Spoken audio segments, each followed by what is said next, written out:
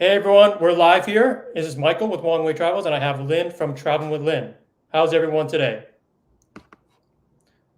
We'll let everyone get in and give another minute or two before we start. Appreciate everyone joining us on a Sunday night. I know you guys got better things to do, but we'll make sure to get you guys out so you can watch other TV shows or whatnot. I'm a huge Game of Thrones fan, so definitely want to get you out before like 9 o'clock. What's up, John? What's going on? Xavier's in the house.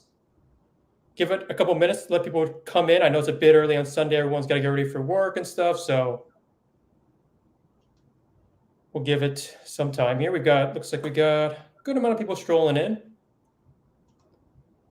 We'll do some introductions, and then just on the agenda, we'll talk about points and miles game, how we got there, credit cards we use, the experience we had, and yeah, we'll go from there. And then if anyone has any questions, feel free to put it in the chat, and we'll also take anything from the community post or Discord. Got a couple people strolling in. Hey Tosh, how you doing? So we got Vinny, Mario Brothers, I'll take it. Got Xavier in the house, appreciate you joining in. I know you're a busy man. Got John. Great live last night, John. Really enjoyed the content with you and Dugrats, and we got Tosh in the building. Let's give it about another 3 more minutes, and then we'll get started here. We've got a lot of stuff to go over, and yeah, we'll get into it. So, anyone, what is the comment on the StreamYard is a combination of viewers from both my channel and your channel? Seems like. I don't know. What do you see on your channel? I'm gonna be honest. I'm watching from the StreamYard's page. Oh, okay. Let me check it then. And as John said, make sure to hit like and subscribe. Let's see how we go.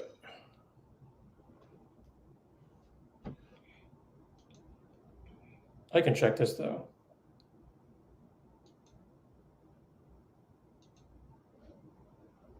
So if you want to do a spot check, Lynn, I've got people from Xavier and John are commenting, and then I think Tosh, because she's your subscriber, she's showing on your channel. If that helps. Yeah. And same with Roxy. Roxanne too. Yeah, so we got ET in the house. All right, so we got a couple people strolling in. We got Roxy saying hi, showing some love. Got John, yes, great live it was. Got ET. My man, ET. 13 people. We'll give it 2 more minutes and then we'll get started. We'll do some introductions and then we'll move forward. It's good to hear. Audio was loud and clear. And of course, Lynn's got that awesome background.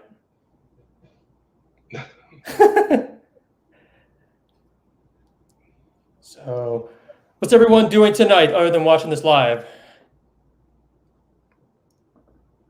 Over here, it's been raining all day, so not much to do over here where I'm from, at least. We got Joe Hernandez. How you doing, Joe? So we got a good amount of crowd here. Really appreciate everyone joining once again. Sunday, early evening.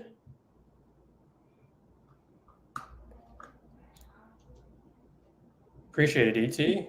Appreciate Lay. House of Dragons soon? Yep, I understand too, Tosh. Dinner and Game of Thrones, that's what I'm talking about. Yeah, we're almost there. Lynn, I don't know why you don't watch the show. We're like on episode 7 now? I don't follow that show. What do you follow? What is it about, though? I mean, it's it's like that old medieval times, like lords and titles and stuff like that. Servants who's king and stuff and queen, and they all fight it out and stuff. Okay. That kind of stuff. Sounds interesting. Maybe I'll check it out. Yeah, it's a bit violent too. So if you don't like that kind of stuff, then maybe it's not your thing. Anyway, we got 13 people in. I think we're 5 minutes after. Let's get started. Oh, we got John. We got John with the super chat. Appreciate it, man. Thank you. Like and subscribe. I totally agree there. And we got one from Xavier. Appreciate it, man. Really appreciate it. Joe Hernandez says, my friend was just in Japan now. She was in South Korea. That's amazing. What do you think about that, Lin? I actually wanted to go to South Korea while I was in Japan, but it was just too much to add into my itinerary. So I just decided that I'm going to do it next year. Sounds good. Anyway, I think we're going to get started. We got 14 people in the room. So my name is Michael once again from Wong Way Travels. We've got Lin here from Travel with Lin. You want to do some introductions, Lin, on yourself and your channel? So my channel name is Traveling with Lin. I do videos like some credit cards and my travels in the past year. Also do the Ubering, driving live streams. Usually I'm on every night if I'm not doing anything else. I'll be live streaming the Uber driving. And my name is Michael. I do a travel channel on credit cards and traveling. I do credit card reviews, any type of tips and tricks, and I also do flight videos on the flights I've done internationally and domestically. So I've been doing this for about a year now, and so this cast is mainly about us and our trip in Japan, and just a little side story, really. So I booked my flight about so I booked it at the end of September last year, which is about 8 months at a time. I told people about it, told Lin about it, and then Lin was watching my videos, and like he told me he was going, and so we kind of talked about it, and we found out that he's basically going the same time around. He left a day before me, so we kind of met up, we talked about it, and we had a very great time talking to each other, and really we want to talk about our experiences. And if you're interested in going to Japan or in Asia in general, like we can give you good advice and talk about how we got there, how we spent our money, our credit card points, and our experiences in the culture as well. Do you have anything to add, Lin? Yeah, I was watching Wong Way's Travel. He made a video like booking ANA first class or something, and I commented on his stream like, "Oh wow, I'm going to be going to Japan on the May 13th, which is like a day and a half before your flight was." And I just commented and said we should meet up in Japan, and continue to talk after that. Yeah, like you were in first class, right? And I was in Japan Airlines first class. Yeah, so we were both in first class, and to segue into it, like I said, so I spent about 8 days in Japan, super quickly, fast. Then you believe you spent a little bit more time than I did, right? I spent a total of about 2 weeks between the three cities, Tokyo, Kyoto, and Osaka. Like 4 days Tokyo, 4 days in Kyoto, and then the rest of the like six or 7 days in Osaka. Yeah. So yeah, Lin did more of, I guess, a relaxed kind of trip. I did more of like a hustle and bustle kind of style. So we'll talk about that in a few. But I think don't see much going on. Looks like we have looks like John is saying Japan is on his list. That's good to hear. I think Japan is a great destination to be at. ET's asking, Japan will soon have that MX Centurion Lounge, right? Oh yeah, I'm excited about that Centurion Lounge in Tokyo Haneda. Really? What about Japan Airlines Lounge and ANA Lounge? I really don't care about those. I want Centurion Lounge. Do you have like know when they'll be opening next year? Any timeline? I don't know. I saw the article. I don't know if there's a definite date. I had to check in that article, but yeah, it's definitely coming to Japan, which is great. I think it's Haneda, I believe, too, right? So yeah, Haneda, I believe. Yeah.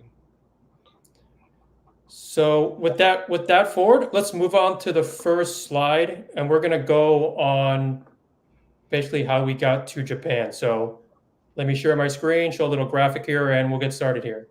And please don't laugh, by the way. I'm not exactly a pro at this, but here we go.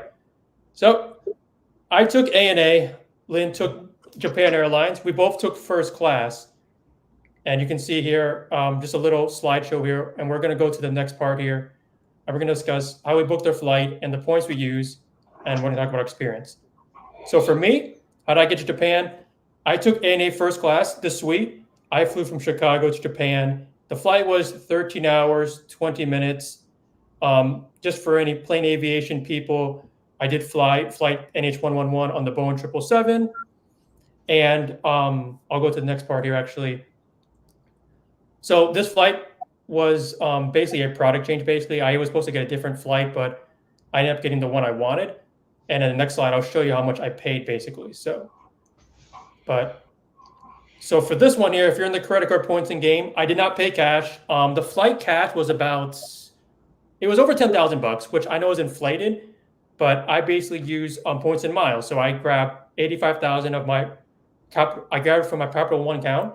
I turned to the Virgin Atlantic, and I booked the flight with that. It cost me about $200 tax and fees, and yeah, that's how it went. So 85,000 points for a $10,000 flight is pretty crazy. The experience was nice. I did a video on it. If you want to check out the video, I put it in the link in the post. I'll be saying that a lot tonight. So if anyone's interested, you can check it out. It's a great experience. In general, like just how much food they gave us, and we'll get into that very soon. But it was just, it was just unbelievable. So 85,000 points, and really just $200 tax and fees, which can change. But I want to give you a little quick synopsis, and I'll pass it to Lin. He's going to talk about how he got on his flight. Okay, this is my slide.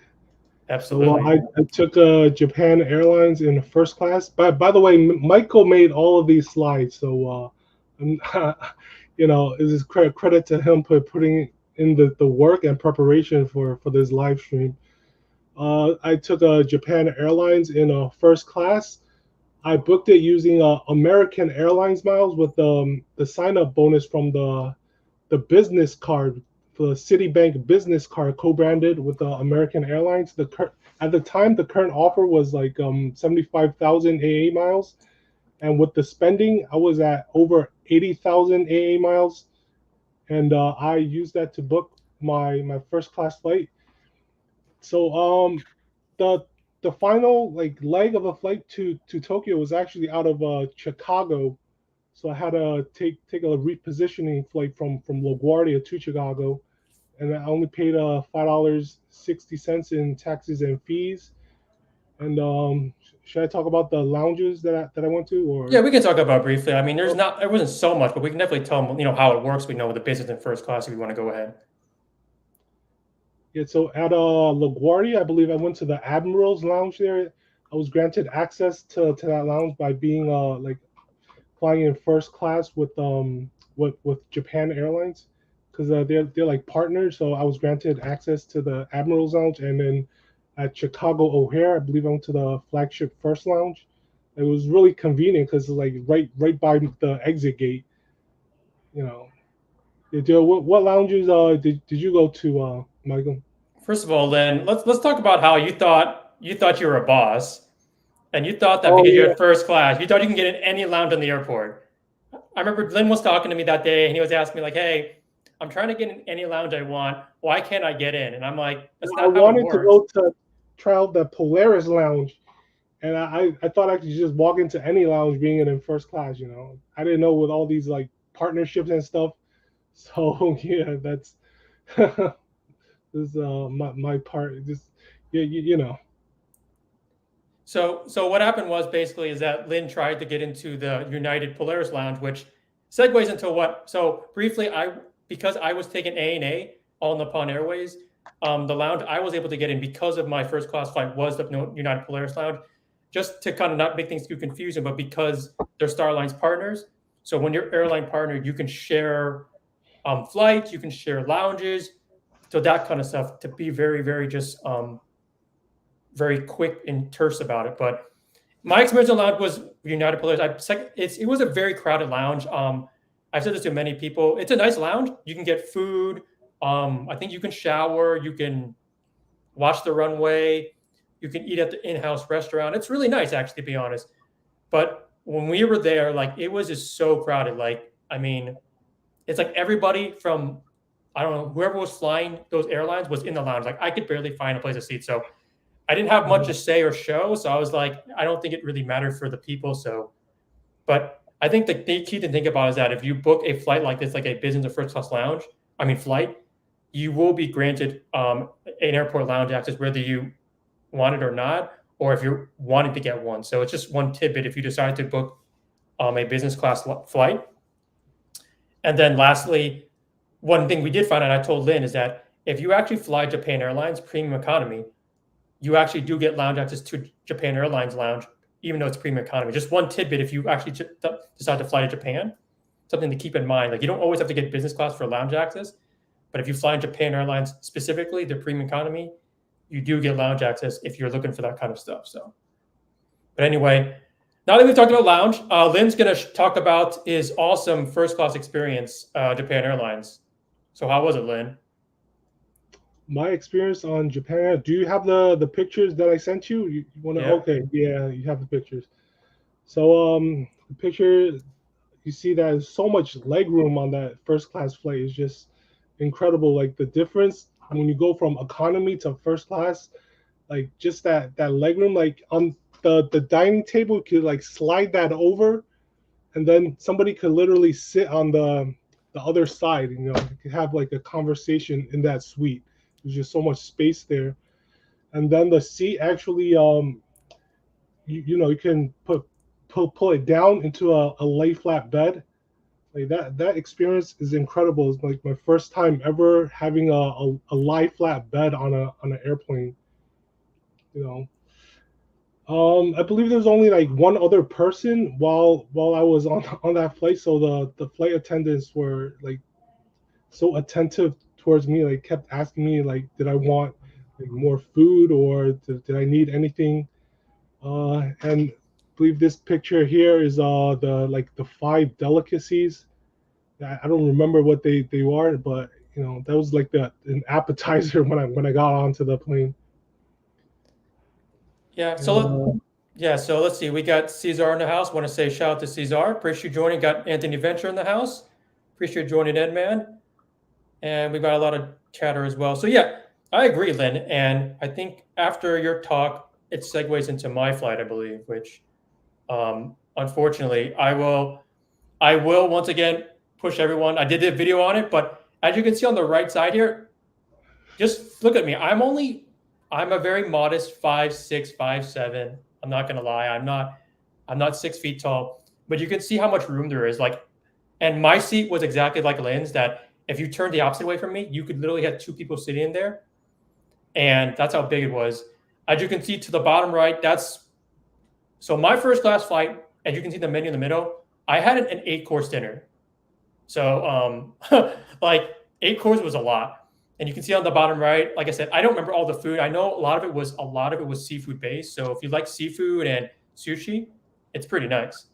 And on top left, it's more I think salmon. We've got abalone and then sweet potato. And then on the left, they were throwing out like, so I didn't get I didn't get the most expensive one, but they were throwing out like I think it was like $1,000 bottle hibiki 21s on the plane, and I know those go for hundreds of $1,000s per bottle. So that was the kind of stuff they were giving out in first class. Like if you really want to just go out and just go luxury. So that was my experience. And like with Lynn, our cabin was about 8 seats, and I was one of the two guys. So it was me and this other guy.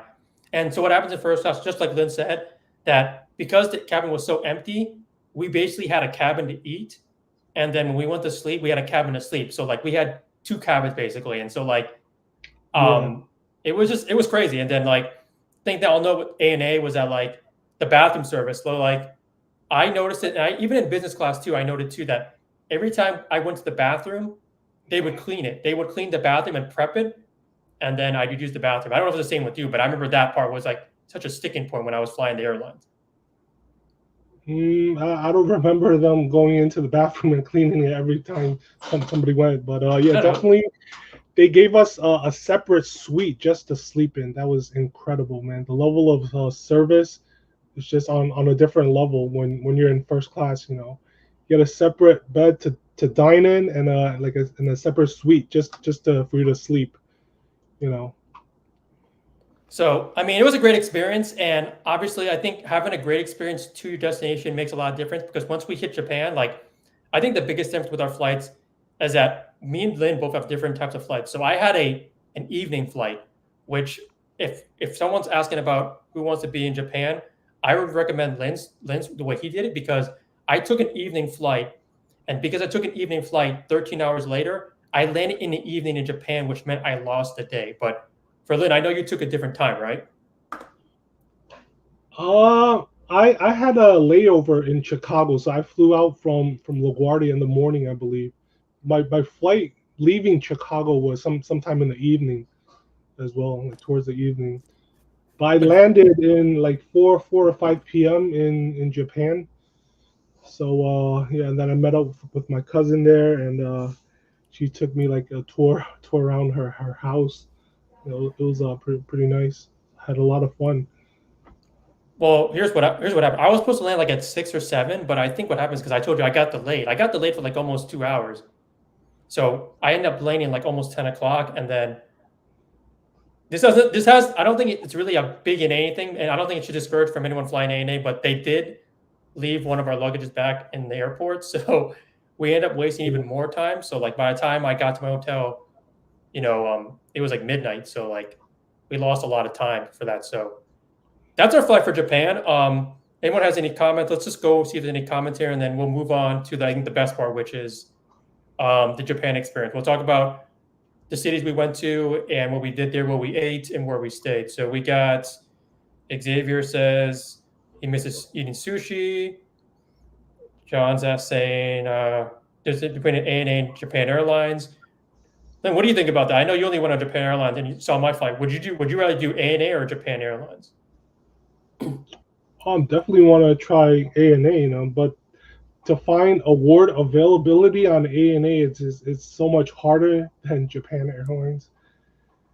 Like I was actually found several first class flights from from leaving from America to Japan, and I didn't have like enough American airline points at the time, so I didn't book it. But as soon as I got that sign up bonus from the city business card, it was just lined up with like what time in the year that I wanted to go over was like sometime in the May time, and yeah, I booked that flight as soon as I saw it. But to find the availability on ANA is much harder. I can attest to that too, Lynn. Like when I got my flight last year, like 2023, it was so much easier.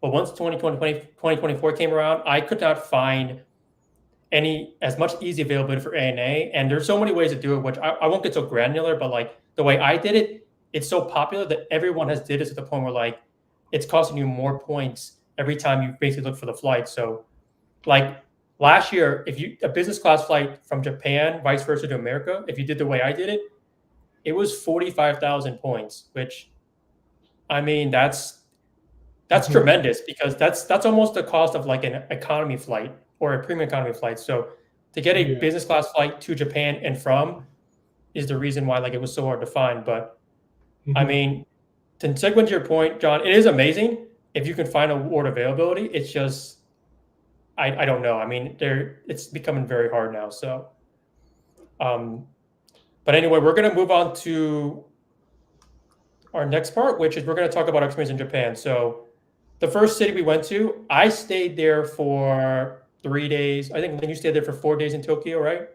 Yeah, 4 days in Tokyo. And so we're going to ask these three questions. Where did we stay? Did we book points or cash? What did we do? See any type of monuments? And what did we eat? So I believe so in Tokyo, there's a lot of areas to stay at. As you can see, a lot of the districts here, Akihabara, Asazuka, Ginza, all the stuff here. And for me, as you can see here, if you look, one thing if you want to go to Japan is you got to look at the airports. So as you can see here, Haneda is right here, right below, right before all the cities. And you can see the other major airport is Narita, and you can see how far it is. So if you want to go to Narita, you can, but just remember, even if you take like the express, I believe it's going to be easily at least 2 hours one way. So you really have to determine if it's worth, I guess the money or points and the time, depending on how long you stay in Japan. Whereas Haneda is much closer to seeing the map, and depending on where you stay, which district, whether it's Shibuya, Roppongi, even Akihabara, it can be from about 30 minutes to an hour. So I'd say keep that in mind if you do want to fly to Japan, just because it is a big deal. Because when you're on vacation, time is such a big factor. So I wanted to make that point pretty prominent. Just to add on to what Michael said, if you fly into Narita Airport, you can take the Skyliner, which takes you directly into the city. It's only about 50 minutes, and the first stop is what stop like the Ueno Station. It's actually, in my opinion, it's more convenient to fly into Narita Airport because that Skyliners is direct access into the city. Whereas you flew into Haneda, you would have to take a bunch of like local trains, and it's a headache trying to figure out like which line is closer to your hotel. How far you need to walk, maybe even taking a taxi. Whereas if you took the Skyliner, it'll take you directly to Ueno Station, which is like the northern part of Tokyo. And just one thing to say too, like just remember to like when it comes to getting to the city from the airports, like there's a lot of options. I think Lynn, I don't when you came to Haneda, what did you take to get to your to where you stayed? I know people are gonna ask that question. I took the metro. See? I don't remember what line it was, but it took me within like 5 minutes of my hotel. I didn't have to transfer lines at all, but it was a local train. It took a little more than an hour to get to close to my hotel, and I called a taxi when I got out of the station, and yeah, that's how I got to the hotel. Oh yeah, before we go, so I'm wearing this stupid sweater only because I wanted to show you guys I got this pajama from the airlines and they let us keep it. And the only reason I'm wearing it is because I'm gonna pull it up on the screen here. It actually has the ANA logo on here. So just wanted to show you guys. Lin got it too, though. He doesn't want to show his pajamas, but I got pajamas. We got I still have the pajamas, you know. we got the amenity, like the amenity kit. I even got the freaking Wi-Fi card. So like some of the we wanted to mention about with the flight is that you also get like before we get into Tokyo, like excuse him. You get amenity kits, you get all you can eat eating stuff like that. So but anyway, for us, if you want to get to because we had a lot of luggage and we didn't we decided not to, I guess, transport our luggage through a service. We did take rideshare, and I can tell you the rideshare from where we stayed, it was about a 35-minute ride, and it cost us about, I think, about 50 to 60 bucks one way. So I would highly recommend not taking rideshare unless you've got like 3 pieces of suitcase, I guess. But if you want to be convenient, save money, take the metro. Taking a taxi in Japan, it's expensive. And it's also, really expensive. And also too, I think Lynn knows this too, like you have to make sure that is it the cutoff time is like 1 a.m., right? Because if you take the metro, they close the metro, I think, at 1 a.m. It's at 11 p.m., I think. That's when they shut down the metro for maintenance. And they don't reopen until 5 a.m. Yeah. So let's see here. We got ET says, what does he say here? United Club Lounge Narita was really nice. Chase United free. United clubhouses were great as well. That's cool too. I mean, hey, if you got the United cards and the club lounges, use them. I think it's great. We got a shout out to Brian Copeland. It's good to hear. So yeah, I totally agree. If you could use Metro, I would, especially because if you do fly out here in cash, it's just gonna add up to your bill. But as you can see in the next slide, we're gonna move on to where this is Tokyo. Lynn stayed 4 nights right in Tokyo, and you stayed at the Appa Hotel. So yeah, I actually had a short 2-minute video of the hotel tour of Appa hotels, but I can't seem to find it right now. So you can just move on to the next slide. So Lynn's gonna talk about the location of his Appa Hotel, which, like I said in the previous slide with the locations, just kind of justify why you stayed there, I guess, more or less. So location of my hotel is the Asakusa, and it's like right next to Ueno and Akihabara. Yeah, right next to Akihabara. So the reason why I stayed at this location was if you haven't been to Japan before, but Appa is like a chain hotel in Japan. They're like literally everywhere if you go to Appa's. And originally, I booked one that closer to the subway line, the main subway line, that circular line, the Yamanote. But it was like when I compare the prices, it was like so much more expensive compared to this location in Asakusa. So I canceled that one. Then I booked this location in Asakusa. It was like 20, 25, $30 like cheaper per night, and over 4 nights it was over $100 cheaper. So that's why I booked this Appa hotel. I used the cash to book it. How much did you pay out of pocket for yours altogether? Uh, I believe it was like around 300. All right. Yes, yeah. Yeah. So once we segue, and what Lynn is basically saying that it's not that cheap in Tokyo because it's not. Like I know because when I did my accommodations, so I didn't stay all 4 nights in one place because I used points, and so I stayed 2 nights in Ginza, and then I stayed 2 nights in Roppongi Hills. I used 25,000 points, high points per night, so 50,000 total. And then I stayed 2 nights in Roppongi Hills, which I'll go back to the map and show you all. But that was I think it was 33,000 choice points. And the cool thing about using points and miles is that mainly, not saying all the time, mainly when you use points and miles, it's going to be just the points you pay for. I mean, you're not going to get taxes. So, for example, I only paid the points and no taxes. So, it was really nice. And to show you exactly what I mean, so when you talk about Ginza and Roppongi, so Ginza is right there in the center, and then my rationale for Ginza really was when it came to the points, I had two choices. Really, I had Ginza or Shinjuku based on the points I had, and you can see Shinjuku is more on the west side of Tokyo, and Ginza is more on the east side. And also, too, I think when it comes to when you start learning about the areas and towns, like I wanted a little bit more upscale area, and that's what Ginza is. Ginza has like the shopping centers, the LVs, that kind of stuff. We didn't shop there, but it's a nicer area. And also too, like the cool thing about when we show you the map, like for me at least, when I went to all these towns here, like I just took the line straight across to all where I need to go. Like it was so easy. So as for Raponga Hills, which is right there, so I kind of ran out of points and I had to pivot to other hotel chains. And this, I believe this one, Lynn, Raponga, the choice one, is very close to your Appa because like I Hmm. only had enough space basically just to sleep.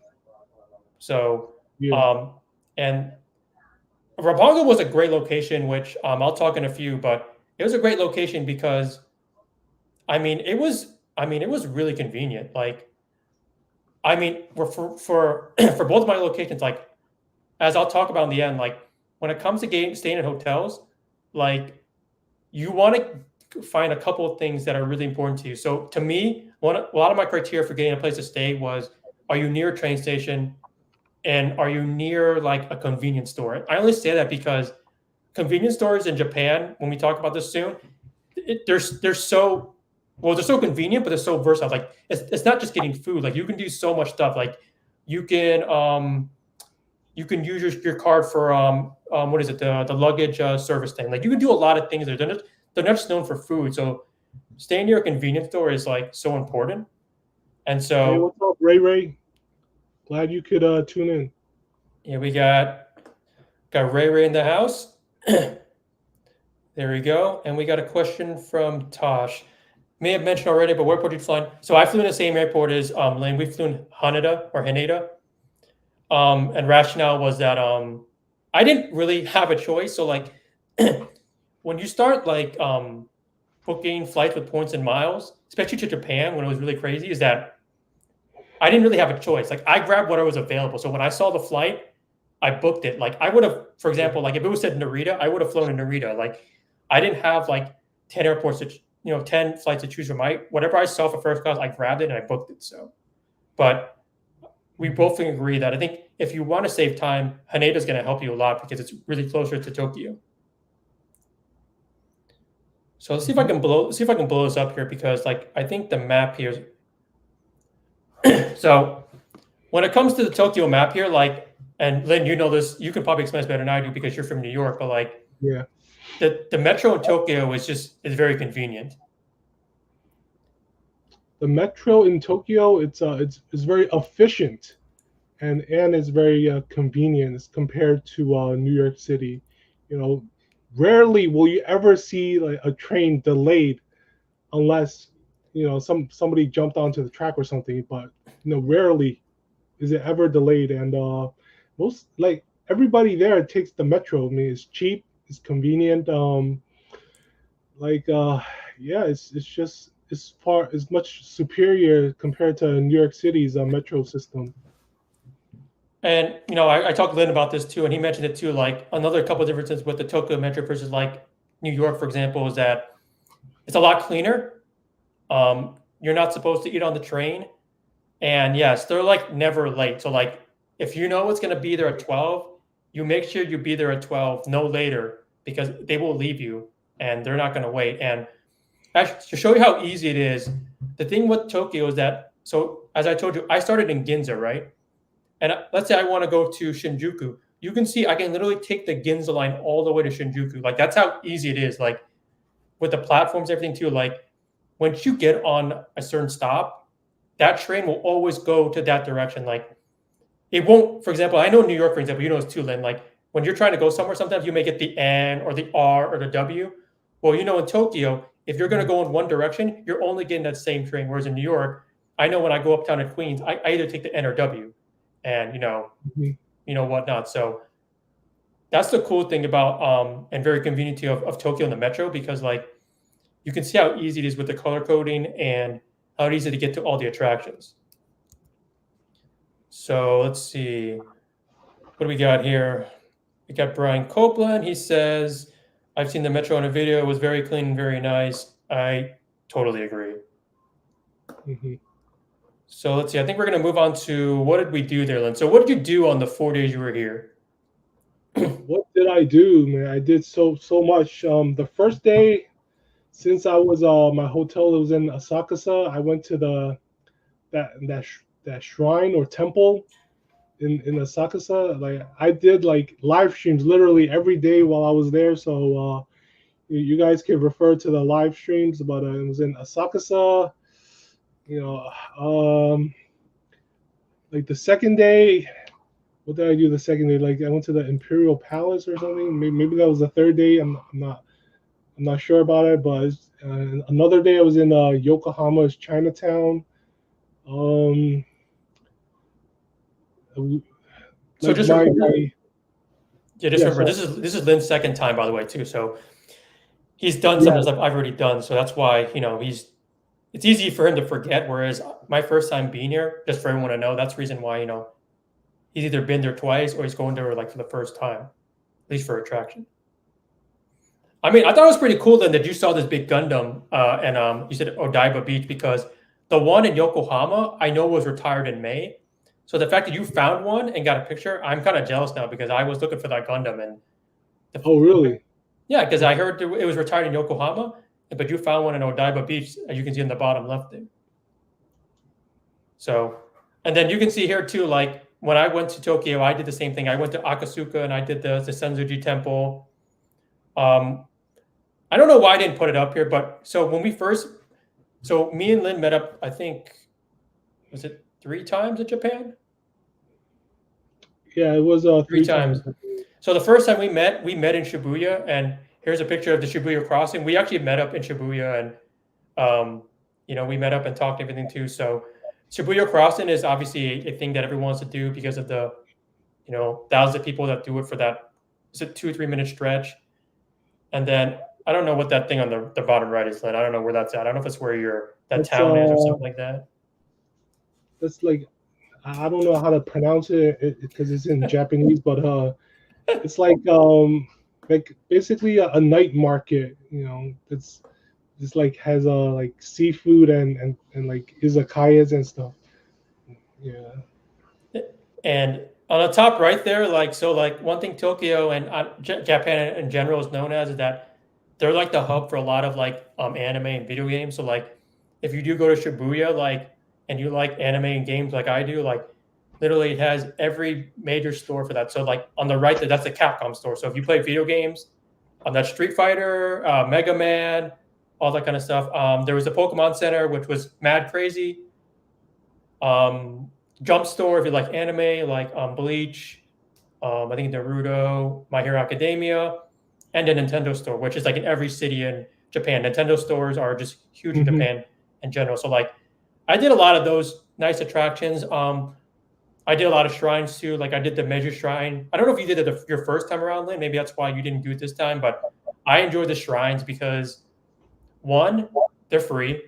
Two, there was a lot of shade, and three, it was a lot of space. So that's the part I enjoyed the most. I went to the Measure Shrine and stuff like that. So, but I had a crazy, crazy blistering 3 days, and like, I mean, I had a lot of fun. I think that my recommendation, if you were to come to Tokyo, is that you probably shouldn't take it as fast as I did, and take it slow and just try to relax, because I felt like I blitzed through it and I didn't get to enjoy as much and see everything I wanted to. Yeah, So that's what I told you, man. Your itinerary was, was so short. You only spent 2 days in Kyoto and 2 days in Osaka, whereas I would have spent at least 4 days there. So you sort of like rushed through a lot of things and didn't take your time to enjoy it. all right, Len. So what did you eat in Tokyo? Like, what was your favorite thing to eat in Tokyo? Yeah, I ate a lot of ramen there, lots and lots of ramen. Almost every day I had some sort of ramen. And you can see here, like on the bottom right there, like we both did it too. But like when you go to Japan, some of the ramen shops will have a machine, and you put your cash in. And for example, there I put my cash in. You choose what you want. You get a ticket. You give a ticket to the guy. You sit down. The guy gives you ramen. It's kind of like I said, it's kind of like, I don't know if they want to like congregate with you or whatever, but like it's just like kind of business. Like they just, you give your ticket, you get your food, and then you just eat your thing and you go. Like it's kind of, I guess, the culture in Japan. Like they're very business-like in some way. Like so, um, I ate, so at least in Tokyo, I ate, like I said, because being the first time there, I wanted to try all these things. So on the left there, like I did this kind of cheesy like sandwich thing at Harajuku, which Hmm. I would say, I don't think Harajuku's for everyone. Harajuku to me, I compared to the atmosphere was like a carnival state fair like thing. So like if you like those kind of things like fair food and kebabs and fried whatever, it's a good place to go to. But I don't know if you've been there, Lynn, but like Takashita Street is like so crowded. Like it was, I Hmm. mean, there's no space for you to walk. And I went there when it was like we were like, just all close up to each other. So that was Harajuku. As you move to the right, I like to do this thing where like I like to go to every McDonald's in every country. And so I tried this teriyaki burger in McDonald's. I think that was at Akihabara. Hmm. And to compare it to America, like the food is lighter, it's smaller, and it's also much cheaper. I think I paid $3 for that value meal, which was a burger, fries, and a drink. So, um, if you want to go to Japan now, take advantage of the yen, because I think that's also the reason why it was so cheap too. So, and then, Lynn, what do you think about the convenience stores? Like, I got Family Mart and 7-Eleven. The convenience stores in Japan, yeah, man. There's so many of them. Like there's three different types of convenience stores. Like there's Lawson's, there's Family Mart, there's 7-Eleven, but they're so different from the ones that you see in America. As far as like the quality of the selection of foods. I mean, like you can find like basically anything at your like Walgreens or like pharmacy stuff. You can even get it there, like. And what else? And something that you guys should know: you can use your digital Suica card to pay for purchases at 7-Eleven. Like I remember the first time when I went to Japan, like I would pay in cash, and then they will always give you change, right? And during the end of my trip, I literally had like $50 just in coins. So just a tip, like always pay for stuff on your Suica card, like load it up of 10,000 yen and use that to pay for the metro, for convenience stores. Even at Starbucks, you can pay with a Suica card. So, and the thing we're talking about here, so I got my phone here, and you can kind of blow it up here on my camera. But basically, what Lynn's talking about. So when I asked him before, I literally got on my flight was like, so the thing with Japan right now with their physical metro cards is like apparently either they have a shortage or they're just not producing them anymore. But so when I heard about that, I asked him like, what do you use for transit? And so they have a mobile transit card, and as he mentioned here, that it's very convenient because like you can use it for transit, you can use it for the convenience stores, you can buy food, you can buy socks, you can buy whatever's in the convenience store and use it. And the cool thing too is that even if you have money remaining on your Suica card when you're leaving Japan, from my experience, they will always have convenience stores in the airport. So if you have money left over, you can use it at the convenience store in the airport, and they'll take it. So it's one thing to remember too. That's the cool thing too, and we'll segue into too, is that the Suica for Japan is amazing because like so. As me and Lynn both moved down in Tokyo, moved to Japan, the Suica was working in the other cities. Like it wasn't just working in Tokyo; it was working in Osaka, it was working in Kyoto. Like I don't even. It might have been working even if you go further west. But that's how crazy, like I guess their networking for the Suica card was. So I mean, I think it was pretty amazing in my I believe opinion. you can use it in the entire country. I'm not sure, but I'm you can probably test it out in other cities. Like Hokkaido or Fukuoka. You can test it out. I'm not entirely sure, but you probably could use it in the whole country. And then lastly, there like on the right there is teppanyaki, and like so the reason for me, I ate a lot of that. One because I live in an area, I guess, where like grilled meats is kind of a thing. So I want to just try it out and see. And I will say, it's probably the one part of Japan that's not cheap. So teppanyaki is not cheap. To me, the way I would describe what it is basically, it's like hibachi. Basically, it's very similar to hibachi in America. Like the guy cooks your meat, stuff like that. And yeah, we did a la carte for lunch one day, which was fine. I think it was like a 5-course lunch. They gave you like rice, soup, um, the meat, and then dessert. And then I did an all you can eat one, which was really expensive. And like, I think at some point, like they realized the guy was like, I was trying to eat all the meat, so he started giving me some really thick meat. But that's basically what we ate in Japan, and I mean, at least in Tokyo. And so let's see if we've got any comments here before we move into it, and we'll get to the next part here. So let's see who's jumped in right now. We've got ET's going to ask me this question. So how was that rainbow goat sandwich, and did you guys eat yakitori? So I'll answer the first part, then you can answer the second part. So funny thing, ET. So I actually got two of them. So I got the actual coin, and then I got the actual sandwich. So the coin, it was a fail. Like the guy actually like how can I explain? He undercooked the cheese.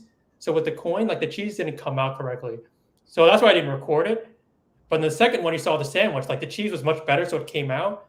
But the answer to your question, like, I mean, it's fine. I mean, I think it's just more of just for the experience, I guess. Like it's not crazy, like so awesome. Like so I'd say like if you want to do it for the experience and like for your kids or whatever, it's fine. It's not cheap either. I think it was like $6-7 for the sandwich, which is not cheap in Japan. So yeah. Even for So that rainbow grilled cheese thing. yeah. Yeah, because they know tourists come to that stuff, so they're gonna raise the price and stuff like that. Mm. All right. And Lynn, did you eat any yakitori in Tokyo? Yakitori. I don't know what that is. It's like the skewers. I believe it is. Yes, it is. I believe I had it once or twice. So I didn't have yakitori at least in Tokyo. I think we might have had one somewhere else, but yeah. So good question there, ET. We got film on the house. Wow, look at that $2 super chat, late as usual, but on time for the food. Yes, Filmo, and congratulations on that flight to Amsterdam. That was a great flight. I'll have to talk to you about that next month about your experience. Then we got sipping in the kitchen in the house. Brian Copeland says, that's what I was wondering because my wife is vegetarian. Well, I mean, there's still a good amount of food for vegetarians even in Japan. Like they're very health conscious in general, I think too, to be honest. Hmm. All right, let's see here. Aren't they trying to bring the Japanese 7-Eleven concept to the States? Did you hear about that, Lin? They're bringing Japanese 7-Eleven concepts into the States. Yeah, I heard about that. Hmm. I mean, like, so my opinion of the 7-Eleven is very close to what Lin said. Like, and I've been to the one in the Philippines too, so it's very close. And when I first saw it in the Philippines, I'm not gonna lie, I was pretty amazed. Like, the food quality is definitely much better. Um, it's definitely the I guess how can I say this? The perception of what people believe. Like, I think it also helps it make it think people the food is better there, which it probably is. But Yeah. I would say the part that's I think is more different than America is what we said about the Suica stuff. Like that thing is I think is so much more different. Like that you can use the Suica for all that stuff there because in America you can still get like your socks, deodorant, Mhm. umbrella, like all that stuff. So like in order Yeah. for 7-Eleven, like it's a little bit better in food quality, but I think it's the versatility and the networking of the using the Suica card. So like Len's got his Suica card. This weekend. Oh, That's what you get for that virtual background. see, yeah, I literally bought everything. But oh shit, you can't even see me now. I just Yeah, that's what you get, man. But yeah, Suica. If you go to Japan, you have to get the digital Suica. You have to. We got Kevin in the house. Good evening, 747. Mm. I don't know if he's referring to an area code or the plane because I would love to fly 747, by the way. Got Juan Garcia. Appreciate it, man. Juan Garcia from MIA. All right, so we got caught up on the chats. So the next one we're going to move to is that remember because I did shorter trips from Tokyo and all my stops, I actually left to Kyoto next, and I took the JR train. So the JR train was really nice. It was very easy too, and I took the bullet train, 2 hours, pretty quick, very clean. I didn't have any issues with it. I don't know if you did, Lynn, on the JR train, but it was price wise, it was about what was it, like 70, $80, I think. Yeah, in USD it was about like 80 something bucks for me. So like for your options, like I should have brought a map of Japan, but basically, if you think about Tokyo, Tokyo's on the northern side, and to get to the other majors like Kyoto and Osaka, you're going down. So if you think about geographically, like Kyoto was closer to Tokyo, so we both took the same route to get to Kyoto, and both took the bullet train, which is the fastest way. Because if you take the local trains, I mean, Mhm. I honestly can't say how long it would take. And then if you took a plane, I don't think you would save that much time. I don't think you would save that much money either because, like I said, you have to wait at the airport early, and then you still got to pay the airport and their fees and all stuff. So I think the train is the better way to go too, and also for the experience because I know you saw Mount Fuji on the way there. Yep. Anyway, I have the footage of it, but yeah, we didn't prepare, so let's just move on then. all right, so we're gonna move on to Kyoto. Same kind of spiel here. Where did we stay? What did you do? What did you eat? And Kyoto was great. I actually thought Kyoto was my spoiler. I thought I enjoyed it much more than Tokyo, for a Mhm. lot of reasons. I don't know if you enjoyed it more than I did, but here is the map of Kyoto. It's much smaller than Tokyo, obviously, and it's a lot different too. You can see there's a ton of shrines here, a lot of temples here, and it's not as diverse with the train station and the map, but want to give everyone a feel. We're going to come back to this eventually, but obviously we're going to move on to where everyone stayed. And looks like Lynn, you stayed at the Well, you want me to? Okay, so I stayed at this hotel, the Monterey of Kyoto. The reason why I stayed there, it was like a centralized location to like it's really close to many attractions that I wanted to see. And the price it was I booked this hotel with cash again, so I was, considering the price, and it was about 100 per night to stay at this hotel. Wow. But what I found out, like how come it was the price was so cheap, was a lot of the amenities weren't included, like the breakfast, the using the onsen, it was not included in the price. So that's why it came out to be like $100 per night. Um, Interesting. as far as would I stay here again? I probably would stay here again, even though like they charge you for all the amenities and stuff. Because it was close to all the sites that I wanted to go to. Like the subway station is literally like blocks walking distance. There was a like a convenience store right across the street. So yeah, I made a good choice, staying at the Monterey. No, and once I talk about where I stayed, which is completely different, like you're gonna see here. So I use points as well. I actually this is why I stayed at Choice Hotel in Tokyo because I drained basically all my points at this one. So I stayed at the Park Hyatt Kyoto, which is it's a very I would say top of the line hotel. Like I think I saw one guy recently put it's the top 30 hotel in the world. And so I mean, and to describe the difference, what so Lynn is talking about. So in Kyoto, as you know, with every city, right? There is a city area, right? And so Lynn stayed basically in the city. So like you can see where I'm at. I'm actually off the city, but you can see my hotels is part of like I guess the I think it's called the Yamaguchi ward. And so you can see here, my hotel is literally attached to this little town. So as I get out of my hotel, like I'm in this town. And so like if you like, I guess like if you like an area where like you're kind of like in a more, I guess, traditional architecture like this is a nice place to stay. It is costly, but I know you can find other hotels in this area. But unlike Lynn, I was very close to the Gion district for the geisha. Hmm. I didn't see any, even though I was literally walking every night back to see, alone. But um, I will say, in comparison to where Lynn stayed, like I enjoyed this property.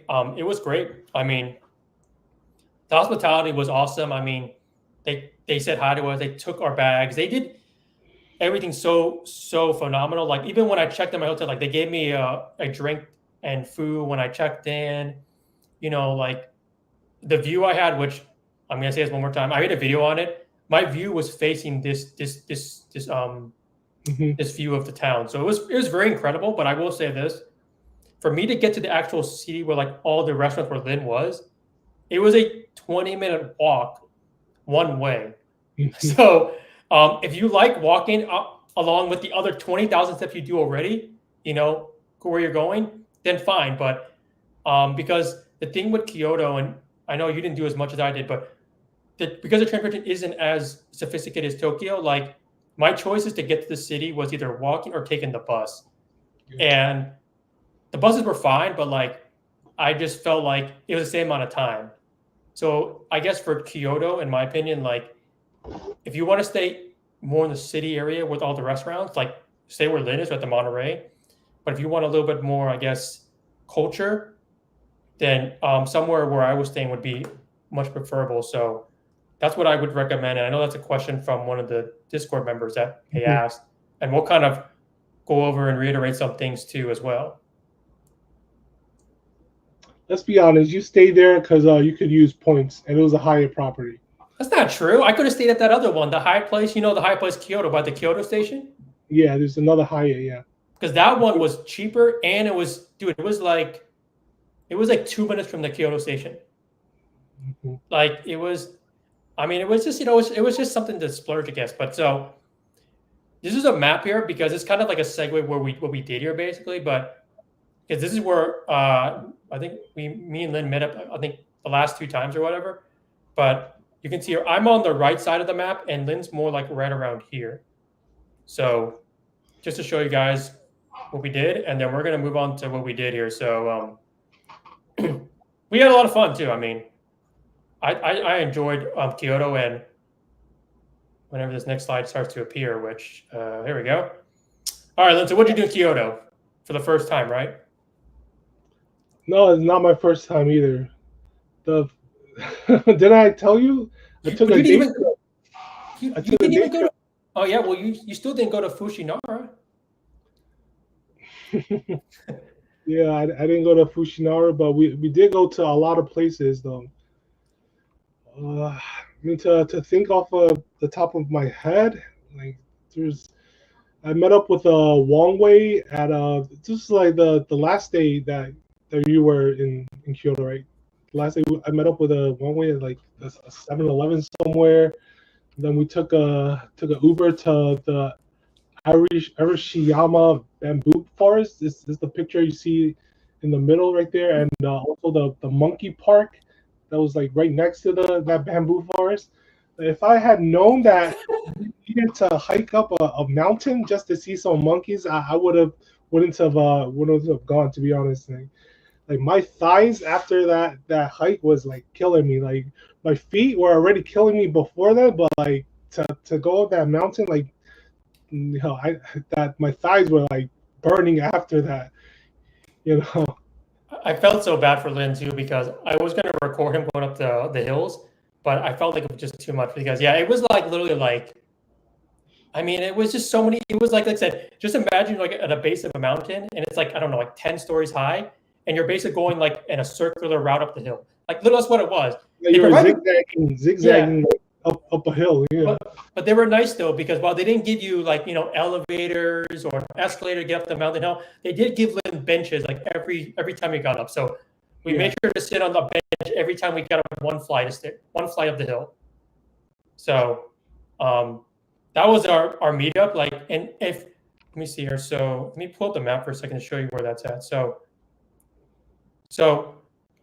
so this is where it was. It was in Hiroshima. It's all the way on the west side. So literally, like, think about I'm right here, Lynn's right here. We literally went all the way across town to Hiroshima, which was about, I mean, like 40, 50-minute drive or something like that.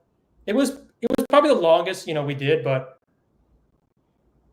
and then so I don't know if people know, but like I think people say like that Hiroshima Forest is like in some movies or whatever. So I don't know if people can comment or know about that, but I know it's in a lot of these like I want to say like horror movies or whatever, stuff like that. And then I think that Bamboo Forest, I think the monkey park was like what, $8 to get in or whatever. So that was cool too. I know Lynn did a live on that one too in the monkey park. And then so on the left there, if anyone's been like social media or typed in Japan, like that's Fushi Inari, forgot the last name, but that's the temple with the red gates that everyone goes to in Kyoto. And like my experience is that like it was crowded. It was super crowded. Like it was once again, it was crowded. Like it was probably the most crowded place there. I will say, but people say about it is true though. Once you get to like the first like 6 gates, as you get higher, people stop going up. So like if you want to get like a video or a picture, you Yeah. just gotta wait it out like 10 minutes and then people give up. Especially since it was hot there too. So like people gave up after like the first fifth gate, and then I got my footage stuff like that. So I think it's nice if you want to do it. It was about like I'll segue into this right now. It was about a 30-minute train ride from where I was. And I will say this, that I know, Lynn, you didn't know, but like, well, until I told you, but the metro in Kyoto is a little bit different. Once again, similar to New York, but different in that. So the trains operate in, I guess, different types of trains. So there's a local train, which is like all the stops, like, like 10 stops, whatever, to get your attention. There's a semi-limit train, which is like 5 stops. And there's an express train, which is like 2 stops.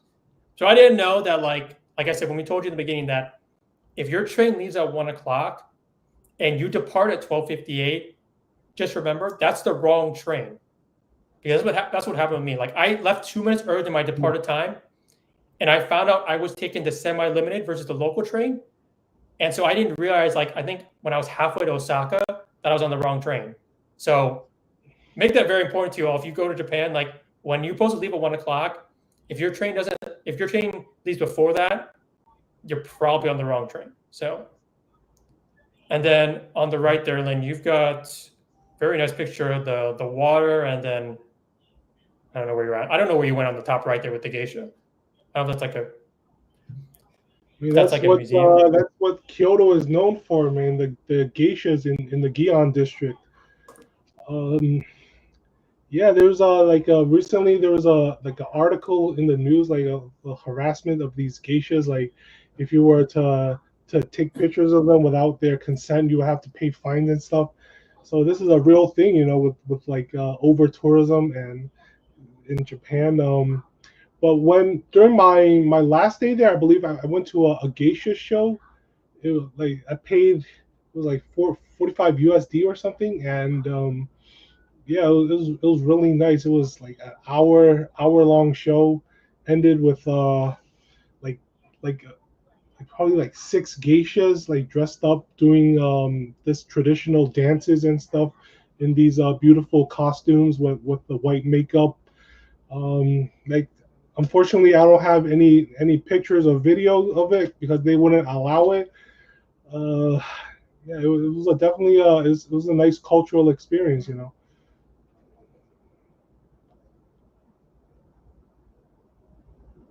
Yeah, I don't hear you one way. Your audio is No, so what muted. about that Riverside picture too? I know I walk through that every day in Kyoto. It's a nice picture though.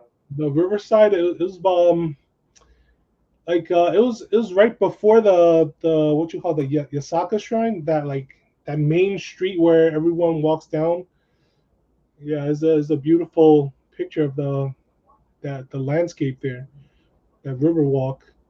Like at nighttime, like people would just it's so crowded there. People would just hang out there, you know, by that river.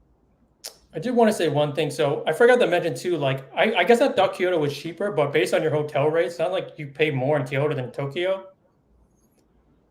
In Kyoto, I felt like it was definitely cheaper as far as like what I was receiving. Like the Monterey of Kyoto, it was a 4-star hotel. You know, it was how you say, like the room that I was in, I had a 240 centimeter bed. You don't know how big that, but it's like two like queen size beds put together. It was a nice room. And they had a lot of amenities at the hotel like that you would have to pay for yourself. I didn't know that before then, but still definitely like I booked a much nicer hotel in Kyoto as compared to the Appa hotel, which is like a chain hotel. And I felt the same way too. So we kind of thought the same way too. Like we thought Tokyo, well, we still did a lot in Kyoto, like Tokyo, because there's so much competition with hotels and it's so big that the emphasis on a great luxury hotel wasn't there. And just to go back on this one last time with Kyoto, like I paid 40,000 points a night. And I know this is going to sound crazy, but I looked at the price of it. If I were to pay out of pocket, being where it was over $1,000 a night. So like It's crazy. $1,000 night hotel. And the hotel was, like I said, it's in that little Yamagashi ward, 100 rooms. Like every room is very detailed. So, anyway, moving on. What did you eat in Kyoto? And hopefully it's not ramen again. What did I eat? Well, the picture on the top right is in that little wagon. I believe that was outside the Imperial Palace. There was like a small shop out there. Uh, this seems like some like marinated beef, like a poached egg and something with that. But that was really good. And because there's like two layers, you guys can't see it, but if you lift it up, on the bottom level is actually some like some radishes, pickled veggies and stuff. That was really good too, and it came with some coffee as well. The other pictures were your pictures. So Yeah, so like I thought the food was so much more different, and like that bottom right, that was like a 2 3 course lunch. I think I paid like $12. I got all that beef. I got some soup. I think player two got like a bento box. I mean, it was crazy cheap. And then like obviously Kyoto, like one thing that's known for Kyoto is the matcha. So I definitely ate matcha a couple of times there. And then when we went to the Fushinari, like I think you've seen this a lot too in social media too, but like they have like that on the far left is that potato thing, the little string machine where it makes that thing into like little, oh, shredded potato. Yeah, that Yeah. thing. I know they do that with matcha too. So we did it with sweet potato there. So like the cool thing I felt like with Kyoto was that there was just a little bit more variety and like the food was a little bit more cheaper too. So Hmm. I enjoyed it a lot. And for me, I stayed there 2 days, but I actually took an extra half day in Kyoto because I liked it so much. And we're going to move on to our last destination. Let's see if there's any other comments before we move forward because it was a great experience. I'm not going to lie. I enjoyed Kyoto a lot too. So who we got here? So we got Filmo says, I can't even see the hotel down the street in the middle of nowhere for $100. Yeah, I mean, middle of nowhere, $100. I didn't. I guess hotels, I guess, are $100. I didn't know that. John says hi, 40K. It was a lot, but for what it's worth, I'd probably do it again. Maybe not for two nights, maybe one. I know it's a lot of points though. Isn't it a top 50 hotels in the world? Yeah, they said top 30s, and I'm not gonna lie, the hospitality alone was just, well, I told you it's great. Like every time I came back, they greeted me. I felt like, how can I explain? Every time I was walking, they put out like a red carpet for me. Like they wouldn't let me touch like the dirt or something like that. Like, and then even when I left the hotel, they made sure to get me where I wanted. They showed me directions. They gave us numbers. Like it was just, it was just superb. It was a category 8 hotel on Yeah, Hyatt. Yeah. yeah. And So then Philmo feels your pain here. He's saying, hike uphill to see terrifying monkeys. Nope. We got Judith saying hi to Lynn. Got hey, Minister Mike. Minister Mike in the What's going house. on? John said he'll go with Filmo to see the monkeys. Said they're going to do it together. All right. So for our last city, and like I said, I did 3 cities. I think Lynn did 3 cities too. The last time we stayed was Osaka. I actually stayed there very briefly. Once again, my tight schedule. Lynn stayed there for 4 days. I And stayed there for 6 actually. 6 days. Oh my gosh. Yeah, 6. All right. Well, 6 days. You had a lot of time. I stayed there for like 1.5 days. Hmm. But I mean, I enjoy Osaka too, but I didn't have enough time to do it. But it's a very interesting city. It's way different from Kyoto. And here's a map of Osaka. I tried to find a good map. It was not that easy, but you know, the cool thing about Osaka, at least in my opinion, when I was looking at this again, is that it's very close to other neighboring cities or town. Like if you look at the map here, like so you come from Kyoto. It's about when we did it, then I believe like we didn't take the bullet, we took the semi-limited. It was about 45-minute train ride from Kyoto, Osaka. Hmm. And I think it cost us like I think I don't know, I feel like maybe $10. I can't remember. It was really cheap. Really cheap, yeah. It was really Compared to cheap. the bullet train, it was really cheap. $10. You can see here too, like if you go about an hour to it's like the east, you can go to Nara. And then obviously if you go a little bit to the west, you can hit Kobe. So like the one thing I like about Osaka, it's a nice city and also you're very convenient to other places, including where you want to go. So I think we're gonna start with Lynn and where he stayed, which you stayed in. You Where actually did did. I stay? So I stayed at a total of 4 Mm, properties actually while I was Jeez. in Osaka. Yeah, 4. So for the first 3 nights, I stayed at the DoubleTree of Osaka Castle. I used Hilton points to for this a redemption. I believe it was like 130,000 Hilton points for 3 nights. Yeah, and they upgraded me to a room with a castle view. Like I could see the Osaka Castle like outside the window of my room, which was really nice. You know, waking up to the Osaka Castle every morning, and yeah, with the Hilton Gold status, they gave me that complimentary breakfast every day, and well, so the second property, I used the free night certificate from my Surpass card to stay at the Conrad of Osaka. I mean, like Wong Wei said, like once you get there, there's somebody that takes your luggage, you know, and they send it to your room as soon as it's ready. And actually, I got there at like like 12 noon. So they let me out let me use their lounge before checking me into their rooms because they told me that nothing was ready at that moment. So I went to that lounge and sipped on some champagne while they prepared a room. What else? Unfortunately, they didn't upgrade me at the Conrad because they were so busy. They were all sold out. Uh, what else? Yeah, Conrad. I don't remember much because I was out the whole day. I just went back there to sleep, so I didn't enjoy. Like, oh, actually, I did go to that the like sort of the spa there. I did take advantage of their spa. Yeah, their spa was really nice. And like there was nobody there, so maybe because I went during the daytime, like nobody was in that spa. Yeah. All right, Len. I think you need to clear the air here because of what happened in the monkey park. You just could not move as much in Osaka. Yeah, that's probably why because of that monkey park. The Yeah, monkeys got the last yeah, yeah, laugh. yeah. I remember now. I took it easy because my thighs and feet were killing me so badly. So I really took it easy when I got to Osaka. Like I went to that casino. I went there like a couple of nights.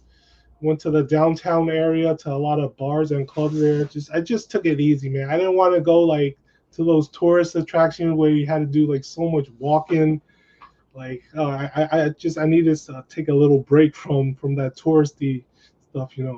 So, Len, where did you stay your last 2 nights? And since you said you stayed 6 nights, where did you stay the last 2 nights since Yeah, the Taipei? last 2 nights, it was more in the downtown area, like by Downton. Mm-hmm.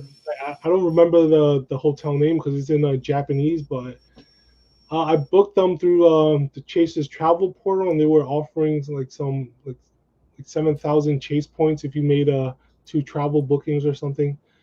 Actually, before that, I booked the Appa hotel for 2 nights. I canceled that and booked these 2 separate hotels in the downtown area.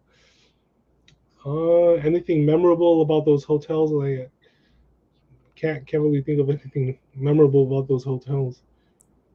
You Yeah. just a So, Lynn standard stayed Chinese like hotel. I think you stayed like near this Osaka Namba area, which is very close to Dontebu. Dontebu is right around this area here, I believe. Yeah, in the Downton, like Shinsaibashi area, just north of Downton.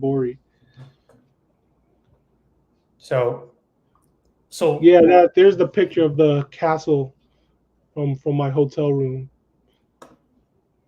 and you can see here like you can see when Lynn went from the DoubleTree to Conrad, you can see like he pivoted more like out to the city, whereas before he was kind of like right overlooking the Osaka Castle, which is a pretty good view. I mean, that's a pretty amazing view. Just get the Osaka Castle on your background and wake up to it every morning.